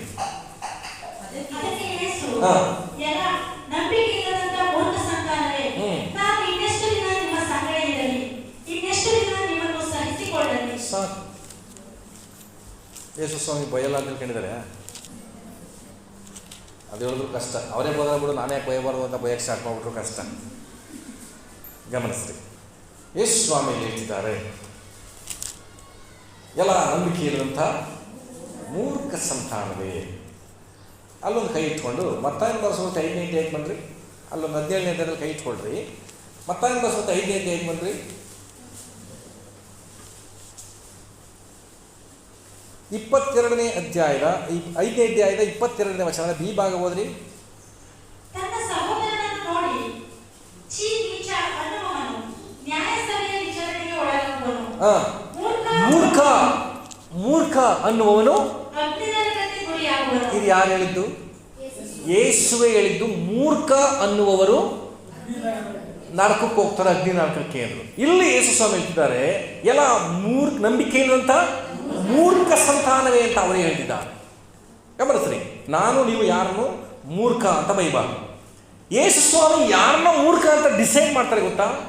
ನಂಬಿಕೆ ಯಾರಲ್ಲಿ ಇಲ್ಲವೋ, ಇನ್ನು ಹೇಳ್ಬೇಕಂದ್ರೆ ಸಂದೇಹವುಳ್ಳಂಥ ನಂಬಿಕೆ ಉಳ್ಳವರಾಗಿದ್ದಾರೋ ಅವರೆಲ್ಲರೂ ಮೂರ್ಖರು. ಗಮನಿಸ್ರಿ, ಇನ್ನೊಂದು ಮಾತು ಹೇಳ್ತೀನಿ. ಮೂರ್ಖ ಅನ್ನೋರಿಗೆ ಅಗ್ನಿ ನರಕ ಅಂದರೆ, ಇನ್ನು ಮೂರ್ಖರಿಗೆ ಅರ್ಥ ಆಯ್ತಾನೆ ಹೇಳಿದ್ದು? ಮೂರ್ಖ ಅನ್ನೋರಿಗೇನೆ ಅಗ್ನಿ ನರಕ, ಇನ್ನು ಮೂರ್ಖರಿಗೆ ಅದಕ್ಕಿಂತಲೂ ಕಠಿಣವಾದಂತಹ ಒಂದು ನರಕ. ಹಾಗಿದ್ರೆ ಮೂರ್ಖರು ಯಾರು? ನಂಬಿಕೆ ಇಲ್ಲದವರು. ನನ್ನ ಜೊತೆ ಇರ್ರಿ, ಅಕ್ಕಪಕ್ಕ ನೋಡಬೇಡ್ರಿ. ನಂಬಿಕೆ ಇಲ್ಲದಂಥ ಅವರನ್ನು ಯೇಸು ಹೇಳ್ತಿದ್ದಾರೆ, ಎಲ್ಲ ಮೂರ್ಖ ನಂಬಿಕೆ ಇಲ್ಲದ ಮೂರ್ಖ ಸಂತಾನವೇ. ದಯಮಾಡಿ ಯೇಸು ಸ್ವಾಮಿಯಲ್ಲಿ ನಂಬಿಕೆ ಇಟ್ಟು ನಾನು ನೀನು ನಿತ್ಯ ನರಕಕ್ಕೆ ಹೋಗಬಾರ್ದು ಅಂದರೆ, ನಂಬಿಕೆ ಇಲ್ಲದೆ ಸಂದೇಹಪಟ್ಟು ಮೂರ್ಖರಾಗಿ ನಾವು ನರಕಕ್ಕೆ ಹೋಗುವುದಕ್ಕಿಂತ ನಂಬಿಕೆಯನ್ನು ಹೆಚ್ಚಿಸಿಕೊಳ್ಳುವುದಕ್ಕೆ ನಾನು ಮನಸ್ಸು ಮಾಡಬೇಕಾಗಿದೆ. ಹಲ್ಲೆಲೂಯಾ. ಎಚ್ಚರವಾಗಿದ್ದೀರಾ? ಮತ್ತೆ 17ನೇ ಅಧ್ಯಾಯಕ್ಕೆ ಬನ್ನಿರಿ. 17ನೇ ವಚನದಲ್ಲಿ ಅದಕ್ಕೆ ಯೇಸು, ಎಲ್ಲ ನಂಬಿಕೆ ಇಲ್ಲದಂಥ ಮೂರ್ಖ ಸಂತಾನವೇ, ನಾನು ಇನ್ನೆಷ್ಟು ದಿನ ನಿಮ್ಮ ಸಂಗಡ ಇರಲಿ. ಹಾಗಿದ್ರೆ ಯೇಸು ಸ್ವಾಮಿ ಶಿಷ್ಯರ ಸಂಗಡ ಇದ್ದದ್ದು ಏನಕ್ಕೆ ಅಂದರೆ, ನಂಬಿಕೆ ಹುಟ್ಟಿಸೋಕೆ ಯೇಸು ಸ್ವಾಮಿ ಜೊತೆಗಿರೋದು. ಹಲ್ಲೆಲೂಯಾ. ಈ ಮಾತನ್ನು ಈಗ ತಗೊಳ್ಳೋಣ. ಇವತ್ತು ಯೇಸು ಸ್ವಾಮಿ ನಮ್ಮ ಜೊತೆ ಇದ್ದಾರಾ? ಏನಕ್ಕಿದ್ದಾರೆ? ನಂಬಿಕೆ ಹುಟ್ಟೋವರೆಗೂ ಎಲ್ಲಿರ್ತಾರೆ? ನಿಮ್ಮ ಜೊತೆ ಇರ್ತಾರೆ. ನಂಬಿಕೆ ಇಲ್ಲ ಅಂದರೆ, ಹುಟ್ಟಿದ ಮೇಲೆ, ನಂಬಿಕೆ ಬಂದ್ಬಿಟ್ಟ ಮೇಲೆ ನಮ್ಮ ಜೊತೆ ದೇವರಿರೋ ಅವಶ್ಯಕತೆ ಇರಲ್ಲ. ನಾವೇ ಅವ್ರ ಜೊತೆ ಇರ್ತೀವಿ. ಮೀನ್ಸ್ ನಾನು ಎಲ್ಲಿ ಹೋಗ್ತೀನೋ ಅವರ ಸಾನ್ನಿಧ್ಯದಲ್ಲಿ, ಅವರ ಪ್ರಸನ್ನತೆಯಲ್ಲಿ, ನಾನು ಎಲ್ಲಿ ಹೋಗ್ತೀನೋ ಅವರ ಪ್ರಸನ್ನತೆಯೊಂದಿಗೆ ನಾನು ಹೋಗ್ತೀನಿ. ಈಗ ಪೇತ್ರನು ನಡೆದು ಹೋಗುವಾಗ ಆತನ ನೆರಳು ರೋಗಿಗಳ ಮೇಲೆ ಬಿದ್ದು ಸ್ವಸ್ಥವಾಯಿತಾ? ಯೇಸುವಿನ ಒಳಗಡೆ ಇದ್ದಂಥ ಪೇತ್ರನೊಳಗೆ ಇದ್ದಂಥ ಯೇಸುವಿನ ನೆರಳು ಬಿದ್ದು ವಾಸಿ ಇಲ್ಲ. ವಾಕ್ಯ ಹೆಂಗ್ ಬರುತ್ತೆ ನಂಗೆ ಹೇಳಿ. ಯೇಸುವಿನ ನೆರಳು ಓದಿದೆಯಾ? ಪೇತ್ರನ ನೆರಳು ಸಾಕು, ಅಷ್ಟೇ. ನಾನು ಹೇಳ್ತೀನಿ, ಯಾರು ಹೇಳಬೇಡಿ, ಪೇತ್ರನೊಳಗೆ ಇದ್ದು ಯೇಸು ಸ್ವಾಮಿ ಮಾಡೋ ಕಾರ್ಯ ಅಲ್ಲ. ಯೇಸು ಸ್ವಾಮಿ ಇದ್ದಂತಹ ಪೇತ್ರನ ನಂಬಿಕೆ ಅವನ ಜೀವನ ಕಾರ್ಯ ಮಾಡಿಸ್ತಾರೆ. ಆಮೇಲೆ ಯೇಸುವನ್ನು ಹೇಳ್ತಿದ್ದಾರೆ, ಇನ್ನೆಷ್ಟು ದಿನ ನಾನು ನಿಮ್ಮ ಸಂಗಡ ಇರಲಿ ಅಂತ ಕೇಳ್ತೀನಿ. ಅದರ ಅರ್ಥ ಏನು? ನಾನು ಹೆಚ್ಚು ದಿನ ನಿಮ್ಮ ಸಂಗಡ ಇರಲ್ಲ, ನಾನು ಪರಲೋಕ ಹೋಗ್ತೀನಿ. ಇವತ್ತು ಕೂಡ ನೀವು ಹೇಳಿ, ಯೇಸು ಎಲ್ಲಿದ್ದಾರೆ? ಅಲ್ಲ, ಯೇಸು ನಿಮ್ಮ ಜೊತೆಗೆ ಇದ್ದರು. ಪರಲೋಕದಲ್ಲಿ ತಂದೆಯ ಬಲಪಾಸ ಮತ್ತು ನಮಗೋಸ್ಕರ ವಿಜ್ಞಾಪನೆ ಮಾಡ್ತಾ ಇದ್ದಾರೆ. ಪರಿಶುದ್ಧ ಆತ್ಮನನ್ನು ನನ್ನೊಳಗೆ ಇರಿಸಿದ್ದಾರೆ. ಆಮೇಲೆ ಈಗ ಯೇಸುವಿನ ಮೂಲಕ ಅದ್ಭುತ ನಡಿಬೇಕು ಅಂದರೆ ಯಾರ ಮೂಲಕ ನಡಿಬೇಕು? ನಿನ್ನ ಮೂಲಕವೇ ನಡಿಬೇಕು, ನಿನ್ನ ನಂಬಿಕೆ ಮೂಲಕವೇ ನಡಿಬೇಕು. ಹಲ್ಲೆಲೂಯಾ. ಯೇಸುವಿನ ಆಸೆ ಏನು ಗೊತ್ತಾ? ನಾನು ನಿಮ್ಮ ಜೊತೆ ಇದ್ದು ನಿಮ್ಮ ನಂಬಿಕೆಯನ್ನು ನಾನು ಹುಟ್ಟಿಸ್ಬಿಡ್ತೀನಿ. ನಂಬಿಕೆ ಹುಟ್ಟಿದ ಮೇಲೆ ನಾನು ಹೊರಗಡೆ ಹೋಗ್ತೀನಿ. ಇವತ್ತು ಯಾರಿಗಾದ್ರೂ ಒಂದು ಕೆಲಸವನ್ನು ಕಲಿಸ್ಕೊಡುವಾಗ ಜೊತೆ ಇದ್ದು ಕೆಲಸ ಹೇಳ್ಕೊಡ್ತೀವಿ, ಹೌದಾ? ಕೆಲಸ ಹೇಳ್ಕೊಡ್ತೀವಿ. ಕೆಲಸ ಕಲ್ತ ಮೇಲೂ ಹಂಗೆ ಮಾಡು ಹಿಂಗೆ ಮಾಡು ಅಂತ ಹೇಳ್ಕೊಡ್ತೀವಿ. ಪಕ್ಕದಲ್ಲಿ ಏನು ಮಾಡ್ತೀವಿ? ಬಿಟ್ಟು ಹೋಗ್ಬಿಡ್ತೀವಿ. ಇದುವೇ ದೇವರ ಆಸೆ. ನೀನು ನಂಬಿಕೆಯನ್ನು ಕಲ್ತ್ಕೊಂಡ್ಬಿಟ್ರೆ, ನೀನು ನಂಬಿಕೆಯನ್ನು ತಂದ್ಕೊಂಡ್ಬಿಟ್ರೆ, ಅದು ಕೂಡ ಎಂಥ ನಂಬಿಕೆ? ದೇವರಲ್ಲಿದ್ದಂತಹ ನಂಬಿಕೆ ನಿಮ್ಮಲ್ಲಿ ಇರಲಿ ಅಂತ ಹೇಳಿದಂತೆ, ದೇವರಲ್ಲಿದ್ದಂಥ ನಂಬಿಕೆ ನನ್ನ ಬಂದುಬಿಟ್ರೆ ದೇವರ ಜೊತೆ ಇರೋ ಅವಶ್ಯಕತೆ ಇಲ್ಲ. ನಾವು ಆಗಾಗಲೆಲ್ಲ ದೇವ್ರ ನನ್ನ ಜೊತೆಗೆ ಬಾ ಸ್ವಾಮಿ ಕರೆಯೋ ಅವಶ್ಯಕತೆ ಇಲ್ಲ. ದೇವ್ರ ನನ್ನ ಜೊತೆ ಕರೆಯೋ ಅವಶ್ಯಕತೆ ಇಲ್ಲ. ಇವತ್ತು ನಾನು ಎಷ್ಟೋ ಕಡೆ ನಾನು ಹೋದಾಗ ದೆವ್ವ ಹಿಡಿದ್ರೆ ಬನ್ನಿ ಪಾಸ್ಟ್ರೆ ಅಂತ ಕರೆದಾಗ, ಸ್ವಾಮಿ ನನ್ನ ಜೊತೆ ಬನ್ನಿ ಸ್ವಾಮಿ ಅಂತ ಕರೆಯಲ್ಲ, ನಾ ಬರ್ತೀನಿ ಇರಿ ಅಂತೀನಿ. ಏನು ಹೇಳಿ? ನಾನು ಬರ್ತೀನಿ ಇರಿ. ಕೆಲವು ಮನೆಗಳಲ್ಲಿ ಹೋದಾಗ, ಸ್ವಾಮಿ ಯಾಕೆ ಬಂದಿದ್ದಾರೆ ನೀವು ಅಂತ ಕೇಳಲಿಲ್ಲ ದೆವ್ವನನ್ನು. ನೀ ಯಾಕೆ ಬಂದಿದೆ ಅಂತ ಕೇಳಿದ್ರು ನನ್ನ. ದೆವ್ವ ಕೇಳಿದ್ದು, ನೀನು ಯಾಕೆ ಬಂದೆ, ನೀನು ಯಾರು ಕರೆಸಿದ್ದು ನನ್ನ ಮನೆಗೆ ಅಂತ ಕೇಳಿದ್ರು. ಕಾರಣ, ದೇವರು ನನ್ನಲ್ಲಿ ಇದ್ದುಕೊಂಡು ಕರ್ಕೊಂಡು ಹೋಗ್ಬೇಕಾಗಿಲ್ಲ, ನಾನೇ ದೇವರ ಹೆಸರಲ್ಲಿ ಹೋಗ್ಬೇಕು. ಆಮೇಲೆ ಇಂತಹ ನಂಬಿಕೆ ನನ್ನಲ್ಲಿ ಹೆಚ್ಚಾಗಬೇಕು. ಇದು ಸ್ವಲ್ಪ ಡಿಫ್ರೆಂಟ್ ವಾಕ್ಯ ಇರ್ಬೋದು. ಇದ್ಯಾಕಪ್ಪ ಯೇಸು ಸ್ವಾಮಿನೇ ಬಿಟ್ಬಿಟ್ಟು ನನ್ನೇ ಹೋಗುವಂತಾರಲ್ಲ. ಹೌದು, ಆ ನಂಬಿಕೆ ನಿನ್ನಲ್ಲಿದ್ದರೆ ನೀನು ಓದೋ ಜಾಗದಲ್ಲಿ ದೇವ್ರು ಕರಿಬೇಕಾಗಿಲ್ಲ, ನೀನು ಹೇಳಿದ ಜಾಗದಲ್ಲಿ ದೇವರಲ್ಲಿ ಆಜ್ಞಾಪನೆ ಕೊಡ್ತಾರೆ. ಹಲ್ಲೆಲೂಯಾ. ನಾನು ಹೇಳಿದ್ದ ನಡೆಯುತ್ತೆ. ಅಂತಹ ನಂಬಿಕೆ ನನ್ನ ಜೀವನದಲ್ಲಿ ಹೆಚ್ಚಾಗಬೇಕು. ಅದಕ್ಕೆ ಅವ್ರು ಹೇಳ್ತಿದ್ದಾರೆ, ನೋಡಿ ಮುಂದೆ ಓದೋಣ. ನಾನು ಇನ್ನೆಷ್ಟು ದಿನ ನಿಮ್ಮ ಸಂಗಡ ಇರಲಿ, ಇನ್ನೆಷ್ಟು ನಿಮ್ಮನ್ನು ಅಂದ್ರೆ ಅರ್ಥ ಹೇಳಿ, ಯಾರನ್ನ ಸಹಿಸ್ಕೊತಾರಂತೆ? ನಂಬಿಕೆ ಇಲ್ಲದವ್ರನ್ನ ಸಹಿಸ್ಕೊಂಡ್ರೆ ಅರ್ಥ ಏನು ಹೇಳಿ? ಈಗ ನಿಮ್ಮನ್ನ ಕಷ್ಟವಾದ್ರೆ ಕೂತ್ಕೊಳ್ಳಿ, ಕೂತ್ಕೊಳ್ಳಿ ಅನ್ನೋಕ್ಕಂತ ನಿಮ್ಮ ತಲೆ ಮೇಲೆ ಉತ್ತರ ಕೂತಿದ್ದಾರೆ? ಇಲ್ಲ, ಏನಿಲ್ಲ. ತುಂಬ ಕಷ್ಟಪಟ್ಟು ತುಂಬ ವೇದನೆಯಿಂದ ಈವನ್ ಹೇಳ್ಬೇಕು ಅಂದರೆ ಪೈಲ್ಸಿಂದ ಎಲ್ಲೋ ಕೂತ್ಬಿಟ್ರೆ, ಇಲ್ಲಿಂದ ಪೈಲ್ಸಿಂದ ಕೂತಾರೆ, ಕೂತ್ಕೊಳ್ಳಿ ಅಂತ ಹೇಳ್ಬೋದು ಅವ್ರನ್ನ. ನಿಮಗೆಲ್ಲ ಹೇಳ್ದು ಚಂದ್ವ ತುಂಬ ಕಷ್ಟಪಡಿಸುವಂಥವ್ರು, ಅದು ಕೂಡ ಜಗಳ ಗಂಟೆಯರ ಮಧ್ಯದಲ್ಲಿ ಇರುವಾಗ ಸಹಿಸ್ಕೋಬೇಕು. ಯೇಸು ಸ್ವಾಮಿ ಯಾರನ್ನ ಸಹಿಸ್ಕೋತಾರೆ ಗೊತ್ತಾ? ಅವ್ರಿಗೂ ಹೆಚ್ಚು ಹೇಳ್ಬೇಕಂದ್ರೆ ಸಹಿಸ್ಕೊಳ್ಳೋಕೆ ಇಷ್ಟ ಇಲ್ಲ ಜಾಸ್ತಿ ದಿನ. ಇನ್ನೆಷ್ಟು ದಿನ ನಾನು ನಿಮ್ಮನ್ನು ಸಹಿಸ್ಕೊಳ್ಳೋ ಉದ್ದೇಶ ಗೊತ್ತಾ, ಕಲ್ತ್ಕೊಂಡ್ಬಿಡ್ಲಿ ಅಂತ.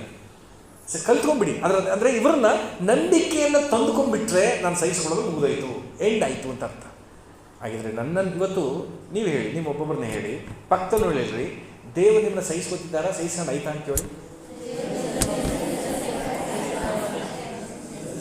ಏನು ಹೇಳಿದ್ರು? ಸಹಿಸ್ಕೊತಾ ಇದ್ದಾರಾ? ಇಷ್ಟು ವರ್ಷ ಸ್ವಾಮಿ ಸಭೆ ಕಳಿಸಿ ಇನ್ನೂ ಇವ್ರನ್ನ ಸಹಿಸ್ಕೋಬೇಕಲ್ಲ ಸ್ವಾಮಿ ನೀನು. ಈ ವರ್ಷ ಮುಗಿಯೋದ್ರೊಳಗೆ ಹೇಳ್ಬೇಕು ನಾವು, ನನ್ನ ದೇವ್ರು ಸಹಿಸ್ಕೊಂಡಾಯ್ತು, ನೀನು ಸುಮ್ಮನಿರು ಸ್ವಾಮಿ, ನಾನು ಮಾಡ್ತೀನಿ. ಆಮೇಲೆ ನನ್ನ ಗ್ರಾಮಕ್ಕೆ ಸುವಾರ್ತೆ ಹೇಳ್ಬೇಕಾ, ಇನ್ನೊಂದು ಕನಸು ಕೊಡು ಸ್ವಾಮಿ. ಬೇಡ ಬೇಡ, ಕೊಟ್ಟಾಯ್ತು, ನೀನು ಸುಮ್ಮನಿರು ಸ್ವಾಮಿ, ನಾನು ಸುವಾರ್ತೆ ಹೇಳ್ತೀನಿ. ಹಲ್ಲೆಲೂಯ. ಕಳೆದ ದಿನ ಒಬ್ಬ ವ್ಯಕ್ತಿಗಾಗಿ ನಾನು ಪ್ರಾರ್ಥನೆ ಮಾಡ್ತಿದ್ದೆ. ಅವರ ಹೆಂಡತಿ ಯಾವಾಗಲೂ ಅವರ ಬಗ್ಗೆ ತಪ್ಪಾಗಿ ಹೇಳ್ತಾನೆ ಇತ್ತು. ಸರಿ ಇಲ್ಲ ಪಾಸ್ಟ್ರೆ, ಇವರು ಸರಿ ಇಲ್ಲ ಪಾಸ್ಟ್ರೆ. ಬ್ರದರ್ ಬಂದಾಗ ನಾನು ಅನೇಕ ವಿಧವಾದ ಕಾರಣಗಳನ್ನ ಹೇಳ್ತಾ ಇತ್ತು. ನಾನೊಂದು ಕನಸು ಕಂಡೆ. ನಾನು ಇದನ್ನು ಯೂಟ್ಯೂಬ್ ಹೋದ್ರು ಸರಿ ಹೇಳ್ತೀನಿ, ಕೇಳಿಸ್ಕೊಡಿ. ನನ್ನ ಸಭೆಗೆ ಒಬ್ಬ ವ್ಯಕ್ತಿ ಬರ್ತೀನಿ, ಅವ್ರ ಹೆಸರು ಹೇಳೋದು ಬೇಡ, ಬರ್ತಾ ಇದ್ದರು, ಇವಾಗ ಬರ್ತಾ ಇಲ್ಲ. ಆ ವ್ಯಕ್ತಿಯನ್ನು ತೋರಿಸು. ಆ ವ್ಯಕ್ತಿ ಮತ್ತೊಬ್ಬ ಮದುವೆ ಆಗಿರಲಿಲ್ಲ, ಯೌವನಸ್ಥ ಹುಡುಗ, ಅವನು ಇವತ್ತು ಕೂಡ ಮದುವೆ ಆಗಿಲ್ಲ. ಆ ವ್ಯಕ್ತಿ ನಮ್ಮ ಸಭೆಗೆ ಬಂದರು, ಸ್ವಲ್ಪ ದಿನ ಇದ್ದರು, ಹೊರಟೋದು. ಈ ವ್ಯಕ್ತಿ ಹೆಂಗೆ ಬಂದರು ಅಂದರೆ, ಮತ್ತೊಬ್ಬ ಸ್ತ್ರೀಯನ್ನು, ಗಂಡ ಬಿಟ್ಟವರನ್ನು ಸ್ವಲ್ಪ ಜೊತೆಗೆ ಇಟ್ಕೊಂಡು ನನ್ನ ಜೊತೆ ಕರ್ಕೊಂಡು ಬಂದರು. ಇಲ್ಲಿ ದೇವ ಇಟ್ಕೊಂಡಿದ್ದೆ ಪಾಸ್ಟ್ರಿಗೆ ಪ್ರೇಯರ್ ಮಾಡಿ ಅಂತ ಕರ್ಕೊಂಡು ಬಂದು. ಇವ್ರಿಗೂ ನಿಮಗೆ ಏನು ಸಂಬಂಧ ಅಂತ, ಜಸ್ಟ್ ಫ್ರೆಂಡ್ ಪಾಸ್ಟ್ರೆ ಅಂತ ಕೆಲವರು ಗೊತ್ತಾಗ್ತಿರ್ಬೇಕು ಹೇಳ್ತಿರುವಾಗ, ಜಸ್ಟ್ ಫ್ರೆಂಡ್ ಅಂದರು. ನಾನು ಪ್ರಾರ್ಥನೆ ಮಾಡಿ ಮುಗಿಸಿದ್ರೆ ದೇವ ಬಿಟ್ಟೋಯ್ತು. ನಾನು ಆ ಹುಡುಗನ ಕೇಳಿದೆ, ಜಸ್ಟ್ ಫ್ರೆಂಡ್ ಅಂತೀರಿ, ಯಾವ ರೀತಿ ಫ್ರೆಂಡ್ ನೀವು ಅಂತ ಕೇಳಿದೆ. ಇಬ್ಬರು ತಡವರಿಸ್ತಾ ಇದ್ರು. ಅವ್ರನ್ನ ಹೊರಗಡೆ ಹೋಗಿ ಅಂದೆ, ಆ ಬ್ರದರ್ನ ಹೊರಗಡೆ ಹೋಗಿ ಅಂತ ಕಳಿಸ್ಬಿಟ್ಟು ಕೇಳಿದೆ, ನಿನಗೂ ಅವ್ನಿಗೆ ಏನು ಸಂಬಂಧ ನಮ್ಮ ಅಂತ ಕೇಳಿ. ದೇವ ಬಿಟ್ಟೋಗಿದೆ, ಪುನಃ ಬಂದ್ಬಿಡುತ್ತೆ, ನೇವಾಗಿ ಹೇಳೋ ಅಂದಿನ. ಅವನು ನನ್ನ ತಪ್ಪಾದ ಸಂಬಂಧ ಇದ್ದೀವಿ ಪಾಸ್ಟ್ರೆ, ಅವರು ನನ್ನ ಗಂಡನ ಥರ ಬದುಕ್ತಿದ್ವಿ, ಗಂಡ ಹೆಂಡತಿ ಥರ ನಾವು ಬಾಳ್ತಿದ್ದೀವಿ ಅಂತ ಹೇಳಿದ್ರು. ಮತ್ತೆ ಅವನ್ನ ಕರೆಸ್ತೆ. ಏನಪ್ಪ ಹಿಂಗೆ ಹೇಳ್ತಿದ್ರು ಅಂದರೆ, ತಪ್ಪಾಯ್ತು ಪಾಸ್ಟ್ರೆ, ಹೌದು ನಾನು ಹಿಂಗಿದ್ದೀವಿ ಅಂತ ಒಪ್ಕೊಂಡು ಕೆಲವು ತಿಂಗಳು ಟೈಮ್ ಕೊಟ್ಟೆ, ನೀನು ಅವಳನ್ನ ಬಿಟ್ಟು ಹೋಗಬೇಕು, ಇದು ಕೆಟ್ಟ ಸಂಬಂಧ, ಬಿಟ್ಟು ಹೋಗ್ಬೇಕು ಅಂದರೆ ಬಿಟ್ಟು ಹೊರಟೋದು. ಈಗ ಅವರು ಒಂದು ಒಳ್ಳೆ DC ಆಫೀಸಲ್ಲಿ ಒಂದು ಒಳ್ಳೆ ಕೆಲಸ ತಗೊಂಡ್ಕೊಂಡು ಚೆನ್ನಾಗಿದ್ದಾರೆ, ದೇವ್ರ ಸ್ತೋತ್ರ. ಆಮೇಲೆ ನಿನ್ನೆ ಕನಸಿನಲ್ಲಿ ಇದು ಸತ್ಯ, ಈಗ ನಾನು ಕನಸು ಹೇಳಕ್ಕೆ ಬರ್ತೀನಿ. ಆ ವ್ಯಕ್ತಿ ಬೇರೊಂದು ಹುಡುಗಿಯನ್ನು ಕರ್ಕೊಂಡು ಕೊಳ್ಳೇಗಾಲದಲ್ಲಿ ವಾಸವಾಗಿದ್ದರು. ನನ್ನ ಸಭೆಯ ಈ ವ್ಯಕ್ತಿ ಆ ಬೇರೆ ಹುಡುಗಿ ಜೊತೆ ಇದ್ದಾನಲ್ಲ, ಆ ಹುಡುಗಿ ಜೊತೆ ಇವರು ಸಂಬಂಧ ಇಟ್ಕೊಂಡಿದ್ದಾನೆ. ನಾನು ಕೇಳ್ತೀನಿ ಆ ಹುಡುಗನ್ನ, ಅಲ್ಲ ನಿನಗೂ ಅವ್ರಿಗೂ ಪರಿಚಯ ಇಲ್ವಲ್ಲ, ಆ ಹುಡುಗಿ ಹೇಗಪ್ಪ ಇವನು ನಿನ್ನ ಜೊತೆ ಸಂಬಂಧ ಇಟ್ಕೊಳ್ಳೋಕ್ಕೆ ಸಾಧ್ಯ ಅಂತೇಳಿ. ಗೊತ್ತಿಲ್ಲ ಪಾಸ್ಟೇ, ಬಟ್ ಇವರು ಕೊಳ್ಳೇಗಾಲದಲ್ಲಿ ಬರೋದು ಉಂಟು, ನನ್ನ ಹೆಂಡ್ತಿನ ಕರ್ಕೊಂಡು ಓಡಾಡೋದುಂಟು, ನನ್ನ ಹೆಂಡ್ತಿ ಜೊತೆ ಸಂಬಂಧ ಇಟ್ಕೊಂಡಿದ್ದಾನೆ ಅಂತ ಹೇಳಿ ಅವರು ನನಗೆ ಕಂಪ್ಲೇಂಟ್ ಮಾಡ್ತಾರೆ. ಇದು ಇಷ್ಟು ಕನಸು. ಬೆಳಗ್ಗೆ ಇದು ನಾನು ಆಲೋಚನೆ ಮಾಡ್ತಿದ್ದೀನಿ, ಅವನ ಹೆಂಡ್ತಿ ಹೇಳ್ತಿದ್ದದ್ದು, ಇವನು ಹೇಳ್ತಿದ್ದು ಎಲ್ಲ ಸುಳ್ಳು, ಅವನ ಸಂಬಂಧ ತಪ್ಪಾದ ಸಂಬಂಧ ಇದೆ, ಅವನಿಗೆ ಸ್ವಲ್ಪ ಬುದ್ಧಿ ಹೇಳುವಂಗೆ. ಇನ್ನೂ ಹೇಳಿಲ್ಲ, ಇವತ್ತು ಹೇಳ್ತೀನಿ. ಅರ್ಥ ಆಗ್ತಿದೆಯಾ ನಾನು ಹೇಳೋದು? ಯಾವ ವಿಚಾರಕ್ಕೆ ಬಂತು ಹೇಳಿ ನೋಡೋಣ, ನಾನೇ ಮಾಡ್ತೀನಿ. ಸಹಿಸಿಕೊಳ್ಳುವುದು. ಇನ್ನೆಷ್ಟು ದಿನ ನಾನು ನಿಮ್ಮನ್ನು ಸಹಿಸಿಕೊಳ್ಳಿ? ಇಂಥ ಕಾರ್ಯಗಳಲ್ಲಿ ನಾವು ತೊಡಗಿ ವ್ಯರ್ಥವಾದ ಕಾರ್ಯಗಳಿದ್ದರೆ ನಾನು ಹೇಗೆ ತಾನೇ ಸಹಿಸಿಕೊಳ್ಳಿ? ಯೇಸು ಹೇಳ್ತಿದ್ದಾರೆ, ನಾನು ನಿಮ್ಮನ್ನು ಎಷ್ಟು ದಿನ ಸಹಿಸಿಕೊಳ್ಳಿ? ನಮ್ಮನ್ನು ಸಹಿಸಿಕೊಳ್ಳುವಂಥ ವಿಷಯ ನಾನು ಬದಲಾಗ್ಬಿಟ್ರೆ ದೇವರು ನನ್ನ ವಿಷಯ ಸಹಿಸಿಕೊಳ್ಳೋ ಅವಶ್ಯಕತೆ ಇಲ್ಲ, ನನ್ನನ್ನು ಬಹಳ ಪ್ರೀತಿಯಿಂದ ನೋಡ್ಕೊಳ್ತಾರೆ. ಇವತ್ತು ನಮ್ಮ ಮಕ್ಕಳು ಕೂಡ ಬೆಳೀತಾ ಇದ್ದಾರೆ. ಟೀನೇಜಲ್ಲಿ ಎಷ್ಟು ದಿನವೆಲ್ಲ ನಮ್ಮ ಅಮ್ಮನಿಗೆ ಅವ್ರ ಜೊತೆ ಮಾತಾಡೋದೇ ಕೆಲಸ. ಮಾತಾಡೋದೇನೋ ಆ ಥರ ಮಾತಾಡೋದು, ಅಯ್ಯೋ ಸುಮ್ಮನಿರಿ ಹಂಗೆ ಮಾಡಿ ಹಿಂಗೆ ಮಾಡಿ. ಮಕ್ಕಳು ಆ ಥರ ಬಿಡೋನಲ್ಲ, ಎಲ್ಲ ಅದೇ ಕಾಟ, ಒಂಥರ ಹಿಂಸೆ ನಮಗೆ. ನಾನು ಮನೆ ಸೇವೆ ಮುಗಿಸ್ಕೊಂಡು ಹೊರಗೆ ಹೋಗ್ತೀನಿ, ಹೆಜ್ಜೆ ಇಟ್ಟರೆ ಒಳಗೆ ಬಪ್ಪ ನೋಡು ನಿನ್ನ ಮಕ್ಕಳ ಸ್ಟಾರ್ಟು, ಮಲಗಿದೆ ಈಚೆಗೆ ಬರ್ತಿರಲಿ, ಬಪ್ಪ ನೋಡು ನಿನ್ನ ಮಕ್ಕಳ. ನನಗೂ ಕೆಲಸ ಸೇವೆ ಮುಗಿಸಿ ಬೆಳಿಗ್ಗೆ ಬಿಟ್ಟು ನೈಟ್ ಮನೆಗೆ ಹೋಗ್ತೀನಿ, ಸ್ಟಾರ್ಟ್ ಮಾಡ್ತಾರೆ. ಅಂದರೆ ಎಲ್ಲ ಇದು ಮಾಡ್ತಾರೆ, ತುಂಬ ತೊಂದರೆ ಕೊಟ್ಟಿರ್ತಾರೆ ನನ್ನ ಮಕ್ಕಳು. ತಕ್ಷಣ ಸ್ಟಾರ್ಟ್ ಮಾಡ್ತಾರೆ. ನನಗೇನು ಸ್ವಲ್ಪ ಅಯ್ಯೋ ಏನಪ್ಪ ಇದನ್ನು ಸಹಿಸ್ಕೊಳ್ಳಿ ನಾನು. ಸ್ವಲ್ಪ ಹೊತ್ತಾರು ಸುಮ್ಮನೆ. ಕೆಲವು ಸರಿ ಮನೆಗೆ ಬರೋದಿಲ್ಲ, ಫೋನ್ ಸ್ಟಾರ್ಟ್, ಮಕ್ಕಳು ಕೇಳ್ತಿಲ್ಲಪ್ಪ, ಅಯ್ಯೋ ನಾನು ತುಂಬ ಬ್ಯುಸಿ ಇದ್ದೀನಿ, ಸುಮ್ಮನಿರಮ್ಮ ಬರ್ತೀನಿ. ಆ ರೀತಿಯಾಗಿ ಇದನ್ನು ಅರ್ಥ ಏನು? ಸಹಿಸ್ಕೊಳ್ಳೋದು. ಹಲ್ಲೆಲೂಯಾ. ಇದೇ ನನ್ನ ಮಕ್ಕಳು ಯೌವನಸ್ಥರ ಕಾಲೇಜ್ ಲೆವೆಲ್ಗೆ ಹೋಗ್ಬಿಟ್ರೆ ಇದೇ ಇರುತ್ತಾ? ಆ ಲಿಮಿಟ್ ಮೀರ್ತು, ಸಹಿಸ್ಕೊಳ್ಳುವಂಥ ಸ್ಥಿತಿ ಇಲ್ಲ. ಅದೇ ರೀತಿಯಲ್ಲಿ ಇವತ್ತು ನಾವು ಬೆಳೆದಂಥ ನೀವು ಒಬ್ಬೊಬ್ಬರು ಕೇಳಿದ್ರಿ, ನಿಮ್ಮನ್ನು ಇನ್ನೂ ದೇವ್ರು ಸಹಿಸ್ಕೊತಿದ್ದಾರೆ ಅಂದರೆ ನೀವೇ ಉತ್ತರ ಕೊಡ್ತಿದ್ದೀರಿ, ಹೌದು ನಮ್ಮನ್ನು ಸಹಿಸ್ಕೊತಿದ್ದಾರೆ. ಹೌದಾ? ಆದರೆ ಆದಷ್ಟು ಬೇಗ ನಮ್ಮ ದೇವ್ರಿಗೆ ಹೇಳೋಣ, ನಾನು ಸಹಿಸ್ಕೊಂಡಿದ್ದು ಸಾಕು ಸ್ವಾಮಿ, ನಾನೆಲ್ಲವನ್ನು ನೋಡ್ಕೊತೀನಿ, ನೀವು ಸುಮ್ಮನೆ. ಆಮೇಲೆ ಸತ್ಯವೇದದಲ್ಲಿ ದೇವರನ್ನು ಆತುಕೊಂಡು ಬಿಟ್ಟು ಅಥವಾ ದೇವರಿಗಾಗಿ ಬಾಳಿ ಅವರನ್ನು ಸುಮ್ಮನೆ ಸ್ವಾಮಿ ನಾನು ನೋಡ್ಕೋತೀನಿ ಅನ್ನೋಂಥ ಭಕ್ತರು ಯಾರಿದ್ದಾರೆ ಅಂತ. ನಾನು ಆ್ಯಕ್ಚುಲಿ ಹೋಮ್ವರ್ಕ್ ಕೊಡೋಕ್ಕೂ ಬೇಜಾರು, ಈಗ ತುಂಬ ಕೆಲಸ ಕೊಟ್ಬಿಟ್ಟಿದ್ದೀನಿ. ನಾನು ಮನೆಗೆ ಹೋದಾಗ ಹೇಳಿದೆ, ಫಸ್ಟ್ ಬೈಬಲ್ ಎಕ್ಸಾಮ್ ಕೊಟ್ಟಿದ್ದಾರೆ, ಓದ್ತೀನಿ. ಭಾನುವಾರ ಅದು ಹುಡುಕಿ ಇದು ಹುಡುಕಿ ಏನು ಬಿಡ್ತಾರೆ ಅದು ಮಾಡ್ತೀನಿ. ಜೊತೆಗೆ ನೀವು ತಿಮೋತಿ ಕ್ಲಾಸ್ನದ್ದು ಬರೆಸ್ತಾರೆ, ಅದು ಓಕೆ. ಇನ್ನು ಈ ವರ್ಷ ಪೂರ್ತಿ ಬೈಬಲ್ ಓದಿ ಮುಗಿಸ್ಬೇಕು ಅಂದರೆ ಹೆಂಗೆ ಮುಗಿಸೋಣ? ಇನ್ನೇನು ಕೊಟ್ಟಿದ್ದೀನಿ? ಇಷ್ಟೆಲ್ಲ ಕಾರ್ಯಗಳು ಕೊಡ್ತಿದ್ದಾರಲ್ಲ, ನನಗೆ ಉಸಿರಾಡ್ಬೇಕಾ ಬೇಡವಾ ಪಾಸ್ಟ್ರೆ ಅಂತ. ಸದ್ಯ ಇನ್ಮೇಲೆ ಯಾರಿಗೂ ಹೋಮ್ವರ್ಕ್ ಕೊಡಲ್ಲ, ನೀವು ಉಸಿರಾಡ್ಕೊಳ್ಳಪ್ಪ. ಹಲ್ಲೆಲೂಯಾ. ತುಂಬ ಕೆಲವು ಬೈಬಲಿಂದ ಇತ್ತಕ್ಕೆ ತಿರುಗೋಗಿ ನೋಡೋಕ್ಕೂ ಬಿಡ್ತಾ ಇಲ್ಲ ಪಾಸ್ಟರ್ ನೀವು ನಮ್ಮನ್ನು. ಡ್ಯೂಟಿ ಮುಗಿಸ್ಕೊಂಡ್ಬರ್ತೀವಿ, ಕೆಲವರು ಸುಮ್ಮನೆ ಮನೆಯವ್ರಿಗೇನೋ ಚೆನ್ನಾಗಿ ಓದ್ಬಿಡ್ತಾರೆ, ಬಟ್ ನಮ್ಮ ಗತಿ ಕೆಲವ್ರು ಕೇಳಿದ್ರು. ಓಕೆ, ಉಸಿರಾಡ್ಕೊಳ್ಳಿ, ದೇವರು ನಿಮ್ಗೆ ಚೆನ್ನಾಗಿಟ್ಟಿರಲಿ. ಹಲ್ಲೆಲೂಯಾ. ನಾವು ನಂಬಿಕೆಯಲ್ಲಿ ಇಷ್ಟರ ಮಟ್ಟಿಗೆ, ಆ್ಯಕ್ಚುಲಿ ನಾನು ಕೂಡ ಇಂಥ ಎಲ್ಲ ಕಾರ್ಯ ನಿಮ್ಮಲ್ಲಿ ಸಹಿಸ್ಕೊಳ್ಳೋದಕ್ಕೆ ಬಂದುಬಿಟ್ರೆ, ನಿಮ್ಮಿಂದ ಸಹಿಸ್ಕೊಳ್ಳುವಂಥ ಅಂತ ನೀರು ಬಿಟ್ಟರೆ, ನಾನು ನಿಮಗೆ ಸತ್ಯ ಹೇಳ್ತೀನಿ, ಬೈಬಲ್ ಓದಿದ್ರೆ ಅಂತ ಒಂದು ಪ್ರಶ್ನೆ ಕೇಳ, ಬೈಬಲ್ ಇಂಥದ್ದು ಎಲ್ಲಿದೆ ಅಂತಲೂ ನಾನು ಕೇಳೋದು, ನನಗೆ ಗೊತ್ತಾಗ್ಬಿಡುತ್ತೆ, ನನ್ನ ಜನರಿಗೆಲ್ಲ ಗೊತ್ತು ಅಂತ. ಆಮೇಲೆ ಆ ಹಂತಕ್ಕೆ ನಮ್ಮೆಲ್ಲರೂ ಬಂದ್ಬಿಡ್ಬೇಕು. ಇವತ್ತು ನಾನು ಗಮನಿಸಿದಿರ, ಹೆಚ್ಚಾಗಿ ನಾನು ಬೈಬಲ್ ಹೇಳುತ್ತೆ ಅಂತ ನಾನು ವಚನ ಹೇಳಲ್ಲ, ವಚನ ಸಮೇತ ಹೆಚ್ಚಿನ ಅಂಶ ನಾನು ಹೇಳೋದು. ಹೌದಾ? ನಿಮ್ಮೆಲ್ಲರ ಸ್ಥಿತಿ ಹಂಗಾಗಬೇಕು. ವಾಕ್ಯದಲ್ಲಿಯೇ ಆಶೀರ್ವಾದ. ಇವತ್ತು ನಾನು ಯಾಕೆ ಆಶೀರ್ವಾದ ಉಳ್ಳವಾಗಿದ್ದೀನಿ ಗೊತ್ತಾ? ವಾಕ್ಯದಿಂದ. ಯಾವುದರಿಂದ? ವಾಕ್ಯದಿಂದಲೇ ಆಶೀರ್ವಾದ.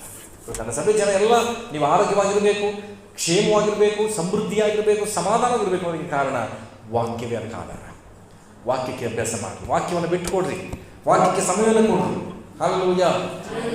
ಇಲ್ಲಿ ಯೇಸು ಹೇಳ್ತಿದ್ದಾರೆ, ಅವನು 17ನೇ ವಚನ, ಇನ್ನೆಷ್ಟು ದಿನ ನಿಮ್ಮನ್ನು ಸಹಿಸಿಕೊಳ್ಳಲಿ, ಅವನನ್ನು ಇಲ್ಲಿ ನನ್ನ ಬಳಿಗೆ ತಕ್ಕೊಂಡು ಬನ್ನಿರಿ ಅಂದರೆ ಯೇಸು ಸ್ವಾಮಿ. ಅದರ ಅರ್ಥ ಏನು? ಹೊರೆ ನನಗೇನೆ ಜಾಸ್ತಿ, ನನ್ನ ಬಳಿ ತರಬೇಡಿ, ಅವನ್ನ ಅಲ್ಲೇ ನೋಡ್ಕೊಳ್ಳಿ ಅಂತ ಹೇಳಬೇಕು. ಇವತ್ತು ನಾನು ನಿಮಗೆ ಹೇಳಬೇಕು, ವಿಶ್ವಾಸಿಗಳೇ, ನಿಮ್ಮ ನೆರೆ ಹೊರೆಯವರಲ್ಲಿ ಸಮಸ್ಯೆ, ಹೋರಾಟ, ಕಷ್ಟ, ಕೊರತೆ, ದೆವ್ವ ಹಿಡಿದಿದೆ ಅಂತಂದರೆ ನೀವೇನು ಮಾಡಬೇಕು? ಪಾಸ್ಟ್ರೇ ನೀವು ಅಲ್ಲೇ ಇರಿ, ನಾನು ಪ್ರೇಯರ್ ಮಾಡಿ ದೆವ್ವ ಬಿಡಿಸ್ತೀನಿ, ಭಾನುವಾರ ಕರ್ಕೊಂಬರ್ತೀನಿ ಹಂಗೆ ಹೇಳ್ಬೇಕಾ? ನಾನು ಅಲ್ಲಿ ಬಂದು ಎಲ್ಲ ಮೂರ್ಖ ಸಂತಾನವೇ, ಇನ್ನೆಷ್ಟು ದಿನ ನಾನು ನಿಮ್ಮನ್ನು ಸಹಿಸ್ಕೊಳ್ಳಿ, ಕರ್ಕೊಂಬನ್ನಿ ನನ್ನ ಹತ್ರಕ್ಕೆ ಅನ್ಬೇಕಾ? ಅನ್ಬಾ. ಆಮೇಲೆ ನಾನು ನೋಡ್ಕೋತೀನಿ ಅನ್ಬೇಕು. ಇದುವೇ ಶಿಷ್ಯರ ಸ್ಥಿತಿ ಬಂದಿತ್ತು. ಹಲ್ಲೆಲೂಯಾ. ಈ ಸ್ಥಿತಿಲಿ ಇವತ್ತು ಇದ್ರಲ್ಲಿ ಏನು ಕೊರತೆ ಹೇಳಿದ್ರೆ ನಂಬಿಕೆ ಕೊರತೆ. ಎಷ್ಟು ಸಮಯ ಜೊತೆನೇ ಇದ್ದಾರೆ. ನೀವು ಹೇಳಿದ್ರಿ 24 ಗಂಟೆ ಸಮಯ ಇದ್ರು, 24x7 ಜೊತೆನೇ ಇದ್ದಾರೆ. ಮೂರ್ಖ ಸಂತಾನ ಅಂತ ಬಯಸುತ್ತಿದ್ದಾರೆ.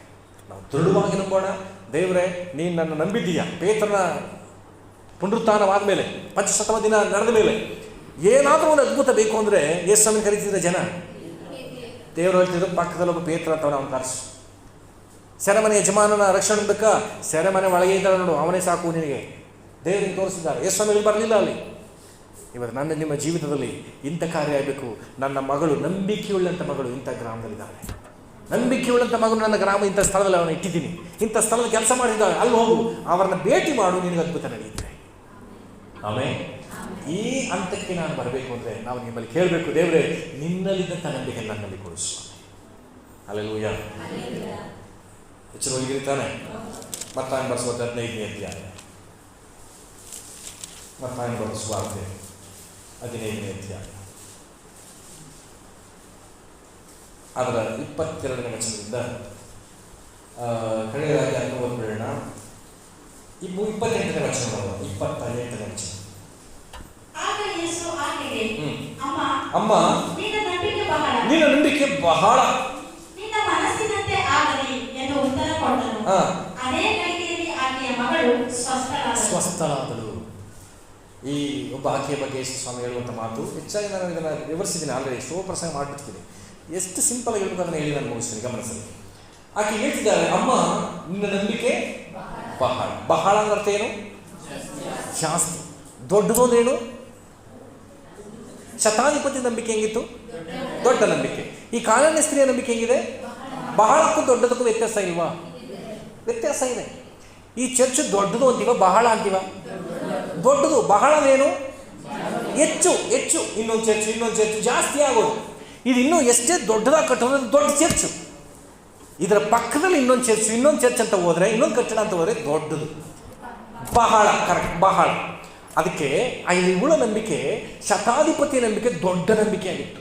ಆದರೆ ಇವಳ ನಂಬಿಕೆ ಬಹಳ ನಂಬಿಕೆಯನ್ನು ಯಾವುದಕ್ಕೆ ಬೇಕಾದ್ರೂ ಉಪಯೋಗಿಸ್ಕೋಬೋದು, ಯಾವ ವಿಷಯಕ್ಕೆ ಬೇಕಾದ್ರೂ ಉಪಯೋಗಿಸ್ಬೋದು. ಈಗ ಉಪಯೋಗಿಸ್ತಿರುವಂಥದ್ದು ಏನಿಗೆ ಗೊತ್ತಾ? ತನ್ನ ಮಗಳ ಸೌಖ್ಯಕ್ಕೋಸ್ಕರ ತನ್ನ ನಂಬಿಕೆಯನ್ನು ಉಪಯೋಗಿಸುತ್ತಿದ್ದಾಳೆ. ಸ್ವಸ್ಥತೆಯನ್ನು ಹೊಂದ್ಕೊಂಡ್ಬಿಟ್ಲು. ಇವತ್ತು ನನ್ನ ಮನಸ್ಸಿನಲ್ಲಿ ಕೀರ್ತನೆ 20 ಅದರ 4ನೇ ವಚನ ಏನು ಹೇಳ್ತದೆ? ನಾನು ವಚನ ಹೇಳಿದ್ರೆ ಹೇಳ್ಬಿಡ್ತಿದ್ದಾರೆ. ಕೀರ್ತನೆ 24ನೇ ವಚನ, 25ನೇ 4ನೇ ವಚನ. ಆತನು ನಿನ್ನ ಇಷ್ಟಾರ್ಥಗಳನ್ನು, ಇಷ್ಟಾರ್ಥ ಎಲ್ಲಿದೆ? ನನ್ನ ಮನಸ್ಸಿನ ಇಷ್ಟಾರ್ಥಗಳನ್ನು ದೇವರು ನೆರವೇರಿಸ್ತಾರಂತೆ. ಹಾಗಾದರೆ ಈಕೆ ಇಷ್ಟಾರ್ಥ ನೆರವೇರ್ತು. ಇವತ್ತು ನಿನ್ನ ಇಷ್ಟಾರ್ಥ ನೆರವೇರ್ತಾ ಇದೆಯಾ? ಇಲ್ಲ. ತುಂಬ ಇಷ್ಟಾರ್ಥಗಳು ನೆರವೇರ್ತಾ ಇಲ್ಲ. ಕೆಲವು ಎಜುಕೇಷನ್ ಮಾಡಿ ಮುಗಿಸಿ ಸುಮ್ಮನೆ ಕೂತಾರೆ. ಯಾಕೆ? ಇಷ್ಟಾರ್ಥಗಳು ನೆರವೇರ್ತಾ ಇಲ್ಲ. ಈ ವಾಕ್ಯ ಹೇಳ್ತಿದೆ, ಅವ್ರು ಹೇಳ್ತಾರೆ ಸ್ವಾಮಿ ನೋಡ್ರಿ, ನಿನ್ನ ಮನಸ್ಸಿನಂತೆ ನಿನಗಾಗಲಿ. ಅವಳ ಮನಸ್ಸು ಏನಿತ್ತಂತೆ ಅದೇ ಆಯ್ತಂತೆ. ಅವಳ ಮನಸ್ಸಲ್ಲಿ ಏನು ಅನ್ಕೋತಾಳೆ ಅದೇ. ಈಗ ಬಹಳ ನಂಬಿಕೆ ಹೆಂಗೆ ಗೊತ್ತಾ? ಗಮನಿಸಲಿ. ಈಗ ಅವಳು ಅನ್ಕೋತಿರೋದು ನನ್ನ ಮಗಳಿಗೆ ಸ್ವಸ್ಥ ಆಗಬೇಕು ಅಂತ. ನೆಕ್ಸ್ಟ್ ಹೇಳ್ತದೆ, ಆ ಮಗಳಿಗೆ ಏನಾಯಿತು? ಸ್ವಸ್ಥಲಾದ. ಮನೆಗೆ ಹೋದ್ಮೇಲೆ ನನ್ನ ಮನೆಯಲ್ಲಿ ಕೊರತೆ ಇದೆ ಸ್ವಾಮಿ, ಇವತ್ತು ನನ್ನ ಮನೆಯಲ್ಲಿ ಸಮೃದ್ಧಿ ಆಗಲಿ ಅಂತ ಅವಳ ಮನಸ್ಸಲ್ಲಿ ಅಂದ್ಕೊಂಡ್ರೆ ಏನಾಗುತ್ತೆ? ಆಗ್ತಿತ್ತ? ಆಗಲಿಲ್ವಾ? ಯಾಕೆ ಹೇಳಿ? ಬಹಳ ನಂಬಿಕೆ. ಕರೆಕ್ಟ್. ಅವಳಲ್ಲಿದ್ದದ್ದು ದೊಡ್ಡ ನಂಬಿಕೆ ಅಲ್ಲ, ಬಹಳ ನಂಬಿಕೆ. ಈಗ ನೀವು ಆಲೋಚನೆ ಮಾಡಿ, ನಿಮಗೆ ದೊಡ್ಡ ನಂಬಿಕೆ ಬೇಕಾ, ಬಹಳ ನಂಬಿಕೆ ಬೇಕಾ? ಹಿಡಿದ್ರಿ ಜಾಡ. ಹಲ್ಲೆಲೂಯಾ. ದೊಡ್ಡ ನಂಬಿಕೆ ಕುರಿತಾಗಿ ಧ್ಯಾನ ಮಾಡಿದ್ವಿ. ವಾಹ್, ಎಂಥ ದೊಡ್ಡ ನಂಬಿಕೆ. ಯೇಸು ಒಂದು ಮಾತು ಸಾಕು ಅಂತ ಹೇಳಿಬಿಟ್ಟ. ಅದು ಒಂದು ವಿಷಯ ಮಾತ್ರ ಶತಾಧಿಪತಿ ಅದ್ಭುತ ಅಂದ್ಕೊಂಡ.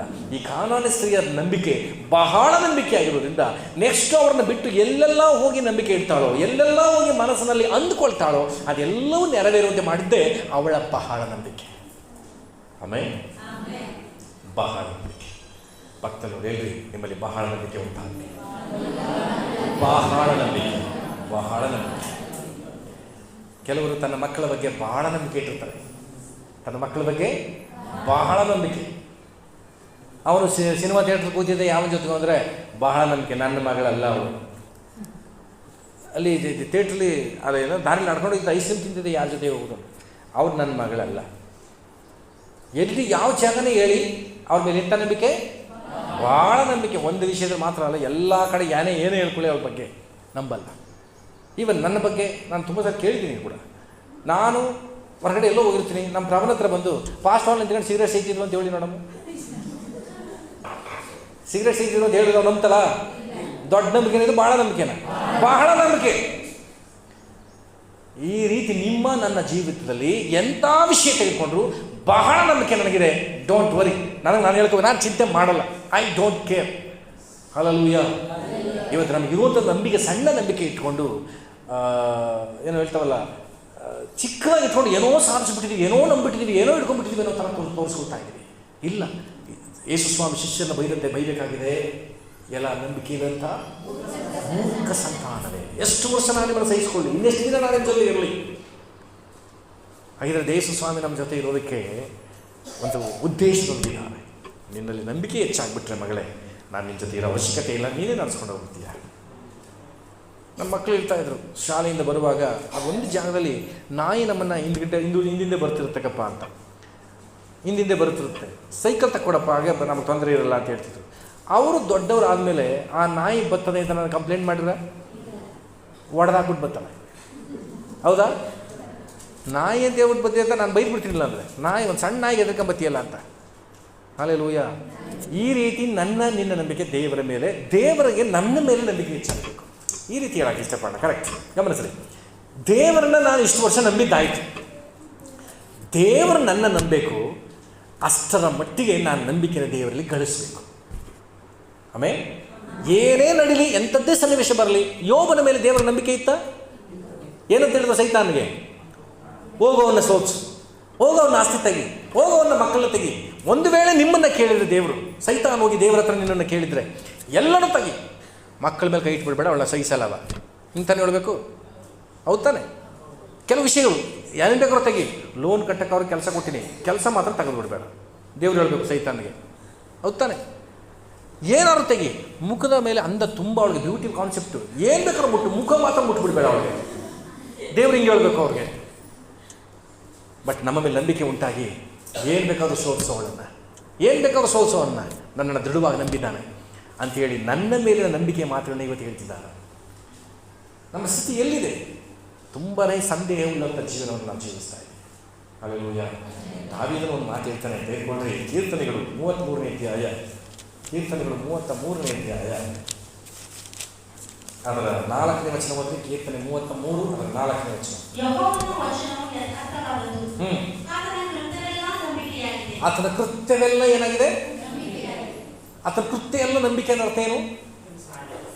ಅವನ ಕೆಲಸ ಮಾಡಿದ್ದು ಸಕ್ಸಸ್ ಅಲ್ಲ, ಅವನ ಕೆಲಸ ಎಲ್ಲನೇ ಹೆಸರೇ ನಂಬಿಕೆ ಅಂತೆ. ಇವತ್ತು ನನ್ನ ನಿನ್ನ ವಿಷಯದಲ್ಲಿ ಇದು ಕೀರ್ತನೆಗಾರ ದಾವೀದ ಹೇಳ್ತಿದ್ದಾನೆ, ಆತನ ಕೃತ್ಯಗಳೆಲ್ಲ ನಂಬಿಕೆ. ಇವತ್ತು ನನ್ನ ಕೃತ್ಯಗಳು ಏನಾಗಿದೆ, ಅಥವಾ ದೇವರು ನನ್ನ ಜೀವನದಲ್ಲಿ ನಡೆಸುವಂಥ ಕೃತ್ಯಗಳು ನಂಬಿಕೆ ಉಳ್ಳಂತೆ ಎಂಬುದಾಗಿ ನಂಬುತ್ತೀರಾ?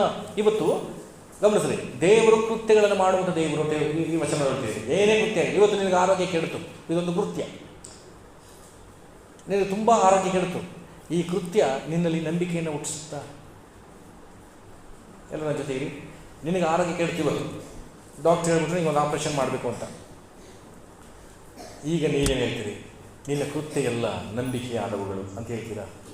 ಈ ಕೃತ್ಯ ಏನಾಗುತ್ತೆ? ನಮಗೆ ನಂಬಿಕೆಯನ್ನು ಕುಗ್ಸುತ್ತೆ. ಆದರೆ ದಾವೀದ ಏನು ಹೇಳ್ತೀರಿ ಗೊತ್ತಾ? ನೀನೇನೇನು ಕೃತ್ಯ ಮಾಡ್ತೀಯೋ ಎಲ್ಲವೂ ಅದನ್ನು ನಂಬಿಕೆಯನ್ನು ಹುಟ್ಟಿಸುತ್ತೆ. ತನ್ನ ಮಗ ವಿರುದ್ಧವಾಗಿ ಎದ್ದೇಳ್ಬಿಟ್ಟ. ಅವನು ಹೇಳ್ತಿದ್ದಾನೆ, ಇದು ನಂಬಿಕೆಯ ಕೃತ್ಯ ಸ್ವಾಮಿ. ಏನು ಮಾಡ್ತೀಯ ನೋಡೋಣ ಅಂತ ಅನಿಸಿದೆಯಾ? ಇದು ನಂಬಿಕೆಯನ್ನು ಹೆಚ್ಚಿಸುತ್ತೆ. ಆ ಥರ ಕೂಡ ಕೀರ್ತನೆ 4:5 ಬರೆಯುವಾಗ ಅವನು ಮಲಗಿಕೊಂಡ ಕೂಡಲೇ ನಿದ್ದೆ ಮಾಡಿ ಎಚ್ಚರಗೊಂಡಿರೋ ಅಂತ ಬರೀತಾನೆ. ಯಾವ ಸಂದರ್ಭ? 34ನೇ ಕೀರ್ತನೆಯಲ್ಲೂ ಕೂಡ ಮಗನು ಕೊಲ್ತೀನಿ ಅಂತ ಹುಡುಕುವಂಥ ಸಂದರ್ಭದಲ್ಲಿ 4:5 ಬರೀತಿದ್ದಾನೆ. ಮತ್ತೊಬ್ಬ ರಾಜನು ಅವನನ್ನು ಕೊಲ್ತೀನಿ ಕರ್ಕೊಂಡು ಬನ್ನಿ ಅಂತ ಹೇಳಿದಾಗ ಅವನ ಸನ್ನಿಧಿಯಲ್ಲಿ ಹುಚ್ಚಿನಂತೆ ನಟಿಸಿ ತಪ್ಪಿಸಿಕೊಂಡಂಥ ದಾವೀದ ಹೇಳ್ತಿದ್ದಾನೆ, ನಿನ್ನ ಕೃತ್ಯಗಳೆಲ್ಲವೂ ನಂಬಿಕೆಯಾದವು ಅಂತ. ಇವತ್ತಿಂದ ಆಸೆ ಪಡ್ರಿ, ಎಚ್ಚರವಾಗಿದ್ದೀರಾ? ಗಲಿಬಿಲಿ ಆಗ್ತಾ ಇದೆಯಾ? ನಿನ್ನ ಜೀವನದಲ್ಲಿ ಏನೇ ನಡೆದರೂ ಇದು ನಿನ್ನ ನಂಬಿಕೆ ಕೃತ್ಯಗಳು ಎಂಬುದಾಗಿ ಆಯ್ಕೆ ಮಾಡಿ. ನಿನ್ನ ಜೀವನದಲ್ಲಿ ಏನೇ ಹೋರಾಟ ಬಂದರು, ದೇವರೇ ಇದು ನಿನ್ನ ನಂಬಿಕೆಯ ಕೃತ್ಯ. ಈ ರೀತಿ ಹೇಳುವಾಗ ದಾವೀದನ ಜೀವನ ಹೆಂಗಿತ್ತಂತೆ? ಎಂಥ ಹೋರಾಟ ಬಂದರೂ ತಕ್ಷಣದಿಂದ ಪಾರಾಗ್ತಿದ್ದದೆ. ಆತ ಬಿಡುಗಡೆ ಹೊಂದ್ಕೊಂಡ್ಬಿಡ್ತಿದ್ದ. ಕೊಲ್ಲೋದಕ್ಕೆ ಅರಸನೇ ಮುಂದೆ ಬಂದು ನಿಂತಿದ್ರು, ಅವನ್ನ ಕೊಲ್ಲೋದಕ್ಕೆ ದೇವರು ಅವಕಾಶ ಕೊಡಲಿಲ್ಲ. ಕಾರಣ ಅವನ ಕೃತ್ಯಗಳೆಲ್ಲವೂ ನಿನ್ನ ನಂಬಿಕೆ ಉಳ್ಳದು ಸ್ವಾಮಿ ಎಂಬುದಾಗಿ ಹೇಳ್ತಾರೆ. ನಿನ್ನ ಜೀವನದಲ್ಲಿ ಇದುವರೆಗೆ ನಡೆದದ್ದೆಲ್ಲವೂ ನಂಬಿಕೆ ಕೃತ್ಯಗಳು. ಆಮೇಲೆ ಇದು ಹೇಳ್ರಿ, ಇದುವರೆಗೆ ನನ್ನ ಜೀವನ ನಡೆದದ್ದೆಲ್ಲ ಹಂಗೆ ಹೇಳ್ರಿ. ಇನ್ನು ಹೇಳ್ರಿ, ಇನ್ನು ಮುಂದೆ ನನ್ನ ಜೀವನ ನಡೆಯುವಂಥದ್ದೆಲ್ಲವೂ ನಂಬಿಕೆಯ ಕೃತ್ಯ. ಆಮೇಲೆ ದೇವರು ನನಗೆ ಏನೆಲ್ಲ ಬೋಧಿಸ್ತಾರೋ ಎಲ್ಲವೂ ನಂಬಿಕೆಯ ಕೃತ್ಯಗಳು ಎಂಬುದಾಗಿ ದಾವೀದ ಹೇಳ್ತಿದ್ದಾರೆ. ಏನೇ ನಡೀಲಿ ನಂಬಿಕೆ ನಂಬಿಕೆ ನಂಬಿಕೆ ಎಂಬುದಾಗಿ ಯೋಚಿಸ್ಕೋಲ್ಲ. ನಾನು ಸತ್ಯ ಹೇಳ್ತೀನಿ, ನಿಮಗೇನೂ ಆಗಲಿ, ನೀವು ಚೆನ್ನಾಗಿರ್ತೀರಿ. ನಾನು ಸೇವಕನಾಗಿ ಆಶೀರ್ವದಿಸ್ತೀನಿ. ನೀವು ನಂಬಿಕೆ ಹೆಚ್ಚಿಸ್ಕೊಳ್ಳಿ, ನಿಮಗೇನು, ನಿಮ್ಮ ಕುಟುಂಬಕ್ಕೆ, ನಿಮ್ಮ ಮಕ್ಕಳಿಗೆ ಏನೂ ಆಗಲ್ಲ. ಎಲ್ಲವೂ ಅಂತೆ ಚಂದವಾಗಿ ನಡೀತದೆ. ಆಮೇಲೆ ಯಾಕೆಂದರೆ ಆ ನಂಬಿಕೆ ಯೋಬನನ್ನು ನಡೆಸಿದ್ದು ವಾಕ್ಯ ಹೇಳ್ತದೆ, ಆ ಕಾಲದಲ್ಲಿ ಅವನಷ್ಟು ಐಶ್ವರ್ಯವಂತ ಯಾರೂ ಇರಲಿಲ್ಲವಂತೆ. ಆದರೆ 42ನೇ ಅಧ್ಯಾಯದಲ್ಲಿ ಡಬಲ್ ಐಶ್ವರ್ಯ ಕೊಟ್ಬಿಟ್ರಲ್ಲ. ಈಗ ಇದು ಯಾಕೆ ಬಂದು ಗೊತ್ತಾ? ಯಾವೊಬ್ಬ ವ್ಯಕ್ತಿ ದೇವರ ನಂಬಿಕೆಯನ್ನು ಗಳಿಸ್ಬಿಡ್ತಾರೋ ಅವರು ಕೃತ್ಯಗಳಲ್ಲಿ ನಷ್ಟ ಕಂಡರು, ದೇವರೇ ಇದು ನಂಬಿಕೆಯ ಕೃತ್ಯ ಅಂತ ನೆನೆಸುವಾಗ ಅದು 2ರಷ್ಟಾಗಿ ಬದಲಾಯಿಸುತ್ತೆ. ಶಿವ, ನಿಮ್ಮ ಜೀವನದಲ್ಲಿ ಆರೋಗ್ಯ 2ರಷ್ಟಾಗಬೇಕಾ? ನಿನ್ನ ಕುಟುಂಬ ಜೀವನ ನೆಮ್ಮದಿ 2ರಷ್ಟಾಗಬೇಕಾ? ನೀವು ಎಂಥ ಸನ್ನಿವೇಶ, ದೇವರು ಇದು ನಂಬಿಕೆಯ ಕೃತ್ಯಗಳು ಎಂಬುದಾಗಿ ಮಾಡೋದು. ಇವತ್ತು ನಿಮ್ಮ ಜೀವನದಲ್ಲಿ ಬಂದಂಥ ಹೋರಾಟ ದೇವರ ಸಮ್ಮುಖದಲ್ಲಿ ಬರೋದಕ್ಕೆ ಒಂದು ಅವಕಾಶ ಆಗಿದೆ. ಇದು ನಂಬಿಕೆಯ ಕೃತ್ಯ. ನಿನ್ನ ಜೀವನದಲ್ಲಿ ಬಂದಂಥ ಎಲ್ಲ ಹೋರಾಟಗಳು, ಕಠಿಣವಾದ ಸಂದರ್ಭಗಳು, ಕಣ್ಣೀರು ಎಲ್ಲವೂ ಇದು ನಂಬಿಕೆಯ ಕೃತ್ಯ ಎಂಬುದಾಗಿ ದೇವರು ದಾವೀದನ ಮೂಲಕ ನಿಮಗೆ ಹೇಳಿಸಿದ್ದಾನೆ. ಹಲ್ಲೆಲೂಯಾ. ಇನ್ನೊಂದು ವಾಕ್ಯ ತೆಗೆಯಿರಿ, 62ನೇ ಅಧ್ಯಾಯ, ಕೀರ್ತನೆ 62 1ನೇ ವಚನ. 62ನೇ ಅಧ್ಯಾಯ ಅದರ 1ನೇ ವಚನ. ಸಾಕು. ನನ್ನ ಮನಸ್ಸು, ದಾವೀದ ಹೇಳ್ತಿದ್ದಾನೆ, ಶಾಂತವಾಗಿರುವುದು. ಹೆಂಗೆ? ದೇವರನ್ನ ನಂಬಿ. ಹಾಗಿದ್ರೆ ನಮ್ಮ ಶಾಂತಿಯನ್ನು ಕಳಕೊಳ್ಳುವಂಥದ್ದೆಲ್ಲ ಯಾಕೆ? ನಂಬಿಕೆ ನಮ್ಮಲ್ಲಿ ಅಲುಗಾಡೋದ್ರಿಂದ. ಯಾಕೆ ಸ್ವಾಮಿ ನಮ್ಗೆ ಶಾಂತಿನೇ ಕೊಡ್ತಾ ಇಲ್ವಲ್ಲ, ಶಾಂತಿನೇ ಉಳಿತಿಲ್ವಲ್ಲ ಅಂತ ನೆನೆಸ್ತಿದ್ದೀರಾ? ನಿಮ್ಮಲ್ಲಿ ದೇವರಲ್ಲಿದ್ದಂಥ ನಂಬಿಕೆ ಬರದೇ ಇರೋದ್ರಿಂದಲೇ ನಿಮ್ಮ ಶಾಂತಿ ಅಲ್ಲಕಲ್ಲೋಲವಾಗ್ತದೆ. ಒಂದ್ಸರಿ ಏಳುತ್ತೆ, ಒಂದ್ಸರಿ ಇಳಿಯುತ್ತೆ. ದಾವೀದ ಹೇಳ್ತಿದ್ದಾನೆ, ನಿನ್ನನ್ನೇ ನಂಬಿ ನಾನೇನಾಗಿದ್ದೀನಿ? ಶಾಂತವಾಗಿದ್ದೇನೆ. ಆಮೇಲೆ ನನ್ನ ಆಸೆ ನನ್ನ ಸಭೆ ಜನರೆಲ್ಲ ಯಾವಾಗ ಫೋನ್ ಮಾಡಿದ್ರು, ಕೆಲವು ಸಾರಿ ನನಗೆ ಅವ್ರ ವಾಯ್ಸಲ್ಲೇ ಗೊತ್ತಾಗ್ಬಿಡುತ್ತೆ ಏನೋ ನೋವಲ್ಲಿದ್ದಾರೆ ಅಂತ. ನಾನು ಯಾವಾಗ ಫೋನ್, ಕೆಲವು ಸಾರಿ ಮಧ್ಯರಾತ್ರಿ ಬರ್ತದೆ ಫೋನ್, ಸ್ವಲ್ಪ ಗಾಬರಿ ಆಗುತ್ತೆ ನನಗೆ. ಮಧ್ಯರಾತ್ರಿ ಮಾಡಿದ್ದಾರೆ, ಏನು ಕಷ್ಟನೋ ಪಾಪ ಅಂತೇಳಿ ಕೆಲವು ಸಾರಿ ತೆಗೆದು ನಾನು ಮಾತಾಡ್ತೀನಿ. ಕಳೆದ ವಾರ ಒಬ್ಬ ಸಹೋದರಿ ಫೋನ್ ಮಾಡಿದ್ರು ನನಗೆ, ಹಾಗಾಗಿ ಮಾಡ್ತಿರ್ತಾರೆ. 12 ಫೋನ್ ಮಾಡಿಬಿಟ್ಟು, ಪಾಸ್ಟ್ರೇ ಊಟ ಮಾಡಿದ್ರಿ ಅದು ಮಾಡ್ತಾನಿಕ ಮಾಡಿ ವಿಷಯಕ್ಕೆ ಬರೋಲ್ಲ. ಪಾಸ್ಟ್ರೇ ಹಿಂಗಾಯ್ತು, ಹುಷಾರೆಲ್ಲ ಪ್ರೇಯರ್ ಮಾಡಿ ಏನಾಗಿಲ್ಲ. ಪಾಸ್ಟ್ರೇ ಊಟ ಆಯ್ತಾ, ಚೆನ್ನಾಗಿದ್ದಾರೆ, ಈಗ ಬೇಕಾಯಿತು. 12 ನಾನು ಎದ್ದೇಳಿಸ್ಬಿಟ್ಟು, ಊಟ ಆಯ್ತಾ ತಿಂಡಿ ಆಯ್ತಾ ಎಲ್ಲ ಕೇಳಬೇಡಿ, ಏನು ವಿಷಯ ಹೇಳಬೇಕು ಅದು ಹೇಳಿಮ್ಮ ಅಂದೆ. ಆವಾಗ ಅವ್ರ ಮನೆ ಜಗಳದನ್ನೆಲ್ಲ ನನ್ನ ಜೊತೆ ಹೇಳ್ತಾಯಿದ್ರು. ಹಿಂಗಂದ್ರಲ್ಲ, ಸರಿಯಾ ಹೇಳಿ, ಸರಿ, ನಾನು ನಿದ್ದಲ್ಲಿ ಕಷ್ಟಪಡ್ತಾವ್ರೆ. ಅವ್ರು ಹೇಳಿದ ರೀತಿನ ನಾನು ರೆಕಾರ್ಡ್ ಮಾಡಬೇಕಿತ್ತು. ಹಿಂಗೆ ಆಯ್ತಲ್ಲ, ಹಿಂಗೆ ಬಿಟ್ಬಿಟ್ರಲ್ಲ, ಯಾರು ನೋಡ್ಕೋಬೇಕು ನನ್ನ, ಹೇಳಿ ನೀನೇ ಈ ಥರ ಹೋಗ್ತಾ ಇತ್ತೆ. 1/4 ಗಂಟೆ ಹೋಗ್ತಾ ಇತ್ತು. ಅಮ್ಮ ನಂಗೆ ನಿದ್ದೆ ಗೊತ್ತಾಯ್ತು, ಹೇಳೋಗಿಲ್ಲ, ಹಿಡಿಯೋದು ಹೇಳೋಗಿಲ್ಲ. ಆಯ್ತಮ್ಮ ನಾನು ಪ್ರೇಯರ್ ಮಾಡ್ತೀನಿ ಸಮಾಧಾನ ಮಾಡ್ಕೊಂಡು ಅಂತ 12 ಸಮಯದಲ್ಲಿ ಆಗ್ತಾನೆ ಮಲಗಿದ್ದೆ ನಾನು. ಯಾರು ಫೋನ್ ಮಾಡಿದ್ರೆ ಹಂಗೆ ಮಾಡಬೇಡಿ, ಸ್ಟ್ರೈಟ್ ವಿಷಯಕ್ಕೆ ಬನ್ನಿ, ಒಂದು ಪ್ರೇಯರ್ ಮಾಡಿಸ್ಕೊಳ್ಳಿ, ಫೋನ್ ಇಟ್ಬಿಡಿ. ಆಮೇಲೆ ಹಂಗೂ ಅಂದರು, ಎಷ್ಟೊತ್ತಿಗೆ ಬೇಕಾದ್ರೂ ಮಾಡಿ ಏನಿಲ್ಲ, ಫಸ್ಟ್ ಅದಕ್ಕೆ ಮಾಡಿ ಅಂತ. ಎಷ್ಟೊತ್ತಲ್ಲಿ ಬೇಕಾದ್ರೂ ಮಾಡಿ, ಏನು ಹೇಳಬೇಕು ಅದನ್ನು ಮಾತ್ರ ವಿಷಯಗಳನ್ನ ಹೇಳಿ ಮುಗಿಸೋಕ್ಕೆ. ನಾನು ಮಲಗಬೇಕು, ನಾನು ನಿದ್ದೆ ಮಾಡಬೇಕು. ಭಾಳ ಕಷ್ಟ ಅನಿಸ್ತು. ಅದ್ರ ಅಂದರೆ ಪ್ರಭನಿಗೆ ಹೇಳಿದೆ, ಹಿಂಗೆ ಹೇಳ್ತಾರಲ್ಲ ಪ್ರಭ ಸರಿನೇ ಇವರು ಅಂತ. ನಂಬಿಕೆಯಲ್ಲಿ ಹೆಚ್ಚುವ, ಶಾಂತಿಯನ್ನು ಕಾಪಾಡಿಕೊಳ್ಳುವ ಮನಸ್ಸು ಮಾಡೋಣ. ಶಾಂತಿಯನ್ನು ಕೆಡಿಸುವಂಥ ಸನ್ನಿವೇಶಗಳು ನನ್ನ ಜೀವನ ಯಾಕೆ ಬರ್ತದೆ ಅಂದರೆ, ನನ್ನ ನಂಬಿಕೆ ಗಲಿಬಿಲಿ ಆಗುವಾಗ, ನನ್ನ ನಂಬಿಕೆಯಲ್ಲಿ ಸ್ಥಿರವಾಗಲಿ. ಇನ್ನೂ ಸಾಧ್ಯವಾದ ಇದನ್ನು ಮುಂದುವರಿಸ್ತೀನಿ. ನನ್ನ ಸಭೆ ಜನರೊಳಗೆ ನಂಬಿಕೆ ಎಷ್ಟರ ಮಟ್ಟ ಉಂಟಾಗಬೇಕು ಅಂದರೆ, ನನ್ನ ದೇವರನ್ನ ನಂಬಿಡಬೇಕು. ಏನೇ ಬಂದರೂ ದೇವರನ್ನ ಬಿಟ್ಟು ಹಿಂಜರಿಯಲ್ಲ, ಯಾರ ಮೇಲೆ ಗುಣಗುಟ್ಟಲ್ಲ, ಸಭಾ ಸೇವಕರ ಮೇಲೆ ಗುಣಗುಟ್ಟಲ್ಲ, ಒಂದು ವೇಳೆ ಯಾರ ಜೀವನದಲ್ಲಿ ತಪ್ಪುಗಳು ನಡೆದಿರೋ ಅವ್ರನ್ನ ಗುಣಗುಟ್ಟಲ್ಲ. ನಾನು ದೇವರನ್ನ ನಂಬಿದ್ದೀನಿ. ಆಮೇಲೆ ದೇವರನ್ನ ನಾನು ನಂಬಿಟ್ರೆ, ಗಮನಿಸ್ರಿ, ಪವಿತ್ರ ಶಿಷ್ಟ ಒಂದು ವೇಳೆ ತಪ್ಪಲ್ಲಿ ಸಿಕ್ಕಾಕೊಂಡ್ರೆ ದೇವರಲ್ಲಿ ಅವ್ರಿಗಾಗಿ ನಾನು ಪ್ರಾರ್ಥನೆ ಮಾಡೋದು ಒಂದು. ಎರಡನೇದಾಗಿ ನಾನೇ ಅವ್ರನ್ನ ಕ್ಷಮಿಸ್ತೀನಿ, ಯಾಕಂದರೆ ಅಂಥ ನಂಬಿಕೆ ನನಗೆ ಬಂದುಬಿಡುತ್ತೆ. ಕೆಲವರು ಗಮನಿಸಿದರೆ ನೀವು, ಕೆಲವರ ಪಾಪ ಯೇಸು ಹೇಳ್ತಾರೆ, ನೀವು ಯಾರ ಪಾಪಗಳನ್ನ ಅವ್ರು ಕ್ಷಮಿಸ್ತೀರೋ ಅದು ಕ್ಷಮಿಸಲ್ಪಡುತ್ತೆ, ಯಾರ ಪಾಪವನ್ನು ಕ್ಷಮಿಸಿದ್ರೆ ಉಳಿಸುತ್ತೀರೋ ಅದು ಉಳಿಯುತ್ತೆ ಅಂತ. ಈಗ ನೆನೆಸಬೇಕು, ದೇವರೇ ಇವ್ರ ಪಾಪ ಕ್ಷಮಿಸಪ್ಪ ಅಂತ ಕೇಳಬಾರ್ದು, ಇವರ ಪಾಪನ ನಾನು ಕ್ಷಮಿಸ್ತೇನೆ. ಯಾವಾಗ? ನಂಬಿಕೆಯಲ್ಲಿ ಬೆಳೆದವ್ರಿಗೆ ಹೇಳುವಂಥ ಮಾತು. ಆಮೇಲೆ ನಿನ್ನ ಕುಟುಂಬದಲ್ಲಿ ಇನ್ನೂ ಪಾಪದ ಕಾಲ ನಡೀತಿದೆಯಾ, ಯೇಸುವೆ ನಾವು ಹೇಳಿದ್ವಿ, ದೇವರೇ ಆ ಪಾಪದ ಗುರುತು, ಶಾಪದ ಗುರುತುಗಳು ನನ್ನ ಕುಟುಂಬ ನಡೀತಿದೆ, ಇವರ ಪಾಪವನ್ನು ನಾನು ಕ್ಷಮಿಸ್ತೀನಿ ಸ್ವಾಮಿ ಅಂತ ಅರಕೆ ಮಾಡಿ ಅಂಥ ನಂಬಿಕೆಯನ್ನು ದೇವರಿನಲ್ಲಿ ಕೊಟ್ಟಿದ್ದಾರೆ. ಹಲ್ಲೆಲೂಯಾ. ಆ ಶಾಂತವಾಗಿದೆ ನನ್ನ ಮನಸ್ಸು. ನನ್ನ ಮನಸ್ಸು ದೇವರಿನಲ್ಲಿ ಶಾಂತವಾಗಿರುವುದು. ನನ್ನ ರಕ್ಷಣೆಯು ಆತನಿಂದಲೇ. ನಾನು ಕದಲಿದರೂ ಬೀಳೆನು. 2ನೇ ವಚನ ವಿಭಾಗ ಹೇಳ್ತದೆ, ನಾನು ಕದಲಿದರೂ ಬೀಳೆನು. ಬೀಳಿಸ್ಬೇಡ ಸ್ವಾಮಿ ಪ್ರೇಯರ್ ಮಾಡ್ತಿಲ್ಲ ಅವನು, ನಾನು ಬೀಳಲ್ಲ. ಯಾಕೆಂದರೆ ಅಂಥ ನಂಬಿಕೆ ನನಗಿದೆ. 1ನೇ ವಚನ ಹೇಳ್ತಿದ್ದಾನೆ, ನಾನು ನಂಬಿದ್ದೇನೆ. 2ನೇ ವಚನ ಹೇಳ್ತಿದ್ದಾನೆ, ನಾನು ಕದಲೋದಿಲ್ಲ ಅಂತ. ನಿಮ್ಗನ್ಸುತ್ತಾ? ಏನೇ ಬರಲಿ ಫಸ್ಟ್ ನನಗೆ ನೀವು ಒಂದು ವಾಗ್ದಾನ ಮಾಡಿ ನೋಡೋಣ. ನೀವು ನನಗೊಂದು ವಾಗ್ದಾನ ಮಾಡಿ, ನೀವು ನನಗೆ ಏನೇ ಬಂದರೂ ನಾವು ನಂಬಿಕೆಯಲ್ಲಿ ಬಿತ್ತಾಗಲ್ಲ, ಧೈರ್ಯವಾಗಿ ಪಾಸ್ಟ್ರೆ ಅಂತ ಹೇಳಿ ನೋಡೋಣ. ಇದ್ರೆ ಹೇಳಿ, ಇಲ್ಲದಿದ್ರೆ ಹೇಳ್ಬೇಡಿ. ಏನೇ ಬಂದರೂ ನಾನು ನಂಬಿಕೆಯಲ್ಲಿ ಬಿದ್ದೋಗಲ್ಲ, ಹೇಳ್ತೀರಾ? ಹೌದಾ? ಏನೇ ಬಂದರು ಈ ಮಾತನ್ನ ಕೇಳಿಸ್ಕೊಡ್ತಾನೆ ಸೈತಾನು. ನೀನು ಯಾವ ವಿಷಯ ಸೋಲ್ತೀಯೋ ಆ ವಿಷಯನ ತರ್ತಾನೆ. ನಮ್ಮ ಸಭೆಯಲ್ಲಿ ಒಬ್ಬ ಮಗಳಿದ್ಲು, ನನ್ನ ಅಪ್ಪ ಅಂತ ಕರೀತಿದ್ಲು, ಅಪ್ಪ ಅಂತಲೇ ಕರೀತಿದ್ಲು. ಡಿಗ್ರಿ ಕಂಪ್ಲೀಟ್ ಆಗಿ ಒಂದು ಪ್ರೊಫೆಸರ್ ವರ್ಕ್ ಮಾಡ್ತಿದ್ದಾಳೆ. ಇವತ್ತು ಯಾವುದೋ ಒಂದು ವಿಷಯವನ್ನು ನನ್ನ ಬಗ್ಗೆ ತಪ್ಪಾಗಿ ಕೇಳಿಸ್ಕೊಂಡ್ಬಿಟ್ಲು. ನೀವು ಬೇಡ, ಚರ್ಚು ಬೇಡ ಅಂತ ಬಿಟ್ಟುಂಟದ್ದು. ಈಗ ಕಳೆದ ವಾರದಲ್ಲಿ ಯಾಕೆ ಕೇಳ್ತಿದ್ದಾಳೆ, ನನಗೆ ಬರೋಕ್ಕೊಂದು ಅವಕಾಶ ಸಿಕ್ಕರೆ ಸಾಕು, ಪಾಸ್ಟರ್ನ ನಾನು ಮಾತಾಡಿಸ್ಬೇಕು. ಕಳೆದ ವಾರ ನಾನು ಕೇಳಿಸ್ಕೊಂಡೆ ಆಕೆ ಬಗ್ಗೆ ಒಂದು ಅವಕಾಶ ಸಿಕ್ಕಿದ್ರೆ, ಯಾರೋ ಏನು ಹೇಳ್ಬೋದು ನಾನು ತಪ್ಪು ಮಾಡಿಬಿಟ್ಟು ದೂರ ಬಂದುಬಿಟ್ಟೆ, ಮತ್ತೆ ಹೋಗಬೇಕು. ಇಂಥ ಒಂದು ಸಿಚುವೇಶನ್ ನಿಮಗೆ ಕಿವಿಗೆ ಹಾಕಿದ್ರೆ, ಇಂಥ ಒಂದು ಸನ್ನಿವೇಶ ನಿಮ್ಮ ಕಣ್ಣಿಗೆ ಬೀಳುವಂತೆ ಮಾಡಿದ್ರೆ, ನಿಜವಾಗಲೂ ಈಗ ಹೇಳಿದ್ರಲ್ಲ, ಏನೇ ಸಂದರ್ಭ ಸನ್ನಿವೇಶ ಬಂದರೂ ದೇವರ ಬಿಟ್ಟೋಗಲ್ಲ ಪಾಸ್ಟರ್ ಇದ್ರಲ್ಲ, ನಿಜವಾ? ಆಮೇಲೆ ಈ ನಂಬಿಕೆ ನನ್ನ ಸಭೆ ಚಂದ್ರ ಉಂಟಾಗಲಿ. ಹಲ್ಲೆಲೂಯಾ. ಯಾರಿಂದಲೂ ನಾನು ದೇವರ ನಂಬಿಲ್ಲ. ಸಮಾರ್ಯದ ಜನ ಬಂದು ಸಮಾರ್ಯ ಸ್ತ್ರೀಗೆ ಏನು ಹೇಳ್ತಾರೆ ಹೇಳಿ ನೋಡೋಣ. ಇನ್ನೂ ನಾನು ಆ ಥರ ನಂಬಿರೋದು ನಿನ್ನ ಮಾತಿನ ಮೇಲೆ ಅಲ್ಲ, ಹಿಂಗೆ ಹೇಳಬೇಕು. ಯಾರು ಪಾಸ್ಟ್ರೇ ನಿಮ್ಮಿಂದಲ್ಲ ಸ್ವಾಮಿ ನಂಬಿರೋದು, ನಾವು ಅವರಿಂದ ಅವ್ರನ್ನ ನಂಬಿದ್ದೀವಿ ನಾವು. ಇದು ನಂಬಿಕೆ. ಹಲ್ಲೆಲೂಯಾ. ಏನೋ ಒಂದು ಅದ್ಭುತ ನಡೀತು ಪಾಸ್ಟರ್ ಮೂಲಕ, ಅದಕ್ಕಾಗಿ ನಂಬಿಟ್ವಿ. ನೋ ಇಲ್ಲ, ಅವ್ರ ದೇವರ ತನಕ ಚೆನ್ನಾಗಿ ಗೊತ್ತಾಗೋಯ್ತು, ಅವರಿಂದಲೇ ಅವರನ್ನು ನಾನು ನಂಬಿದ್ದೀನಿ. ಅವ್ರನ್ನ ಯಾವುದೇ ಕಾರಣಕ್ಕೂ ಯಾರಿಂದಲೂ ಯಾರಿಗೋಸ್ಕರ ಬಿಟ್ಕೊಡೋಕ್ಕಾಗಲ್ಲ. ಕೆಲವರು ಮದುವೆಗೋಸ್ಕರ ಬಿಟ್ಕೊಂಡು ಹೋಗಿದ್ದಾರೆ, ಕೆಲವು ತಂದೆ ತಾಯಿಗೋಸ್ಕರ ಬಿಟ್ಬಿಟ್ಟಿದ್ದಾರೆ ಯೇಸು ಸ್ವಾಮಿಯನ್ನು, ಕೆಲವು ಗಂಡನಿಗೋಸ್ಕರ ಬಿಟ್ಟಿದ್ದಾರೆ, ಕೆಲವು ಹೆಂಡತಿಗೋಸ್ಕರ ದೇವರನ್ನ ಬಿಟ್ಟಿದ್ದಾರೆ. ನೀವು ಯಾರಿಗೋಸ್ಕರವೂ ದೇವರನ್ನ ಬಿಡೋದು ಬೇಡ.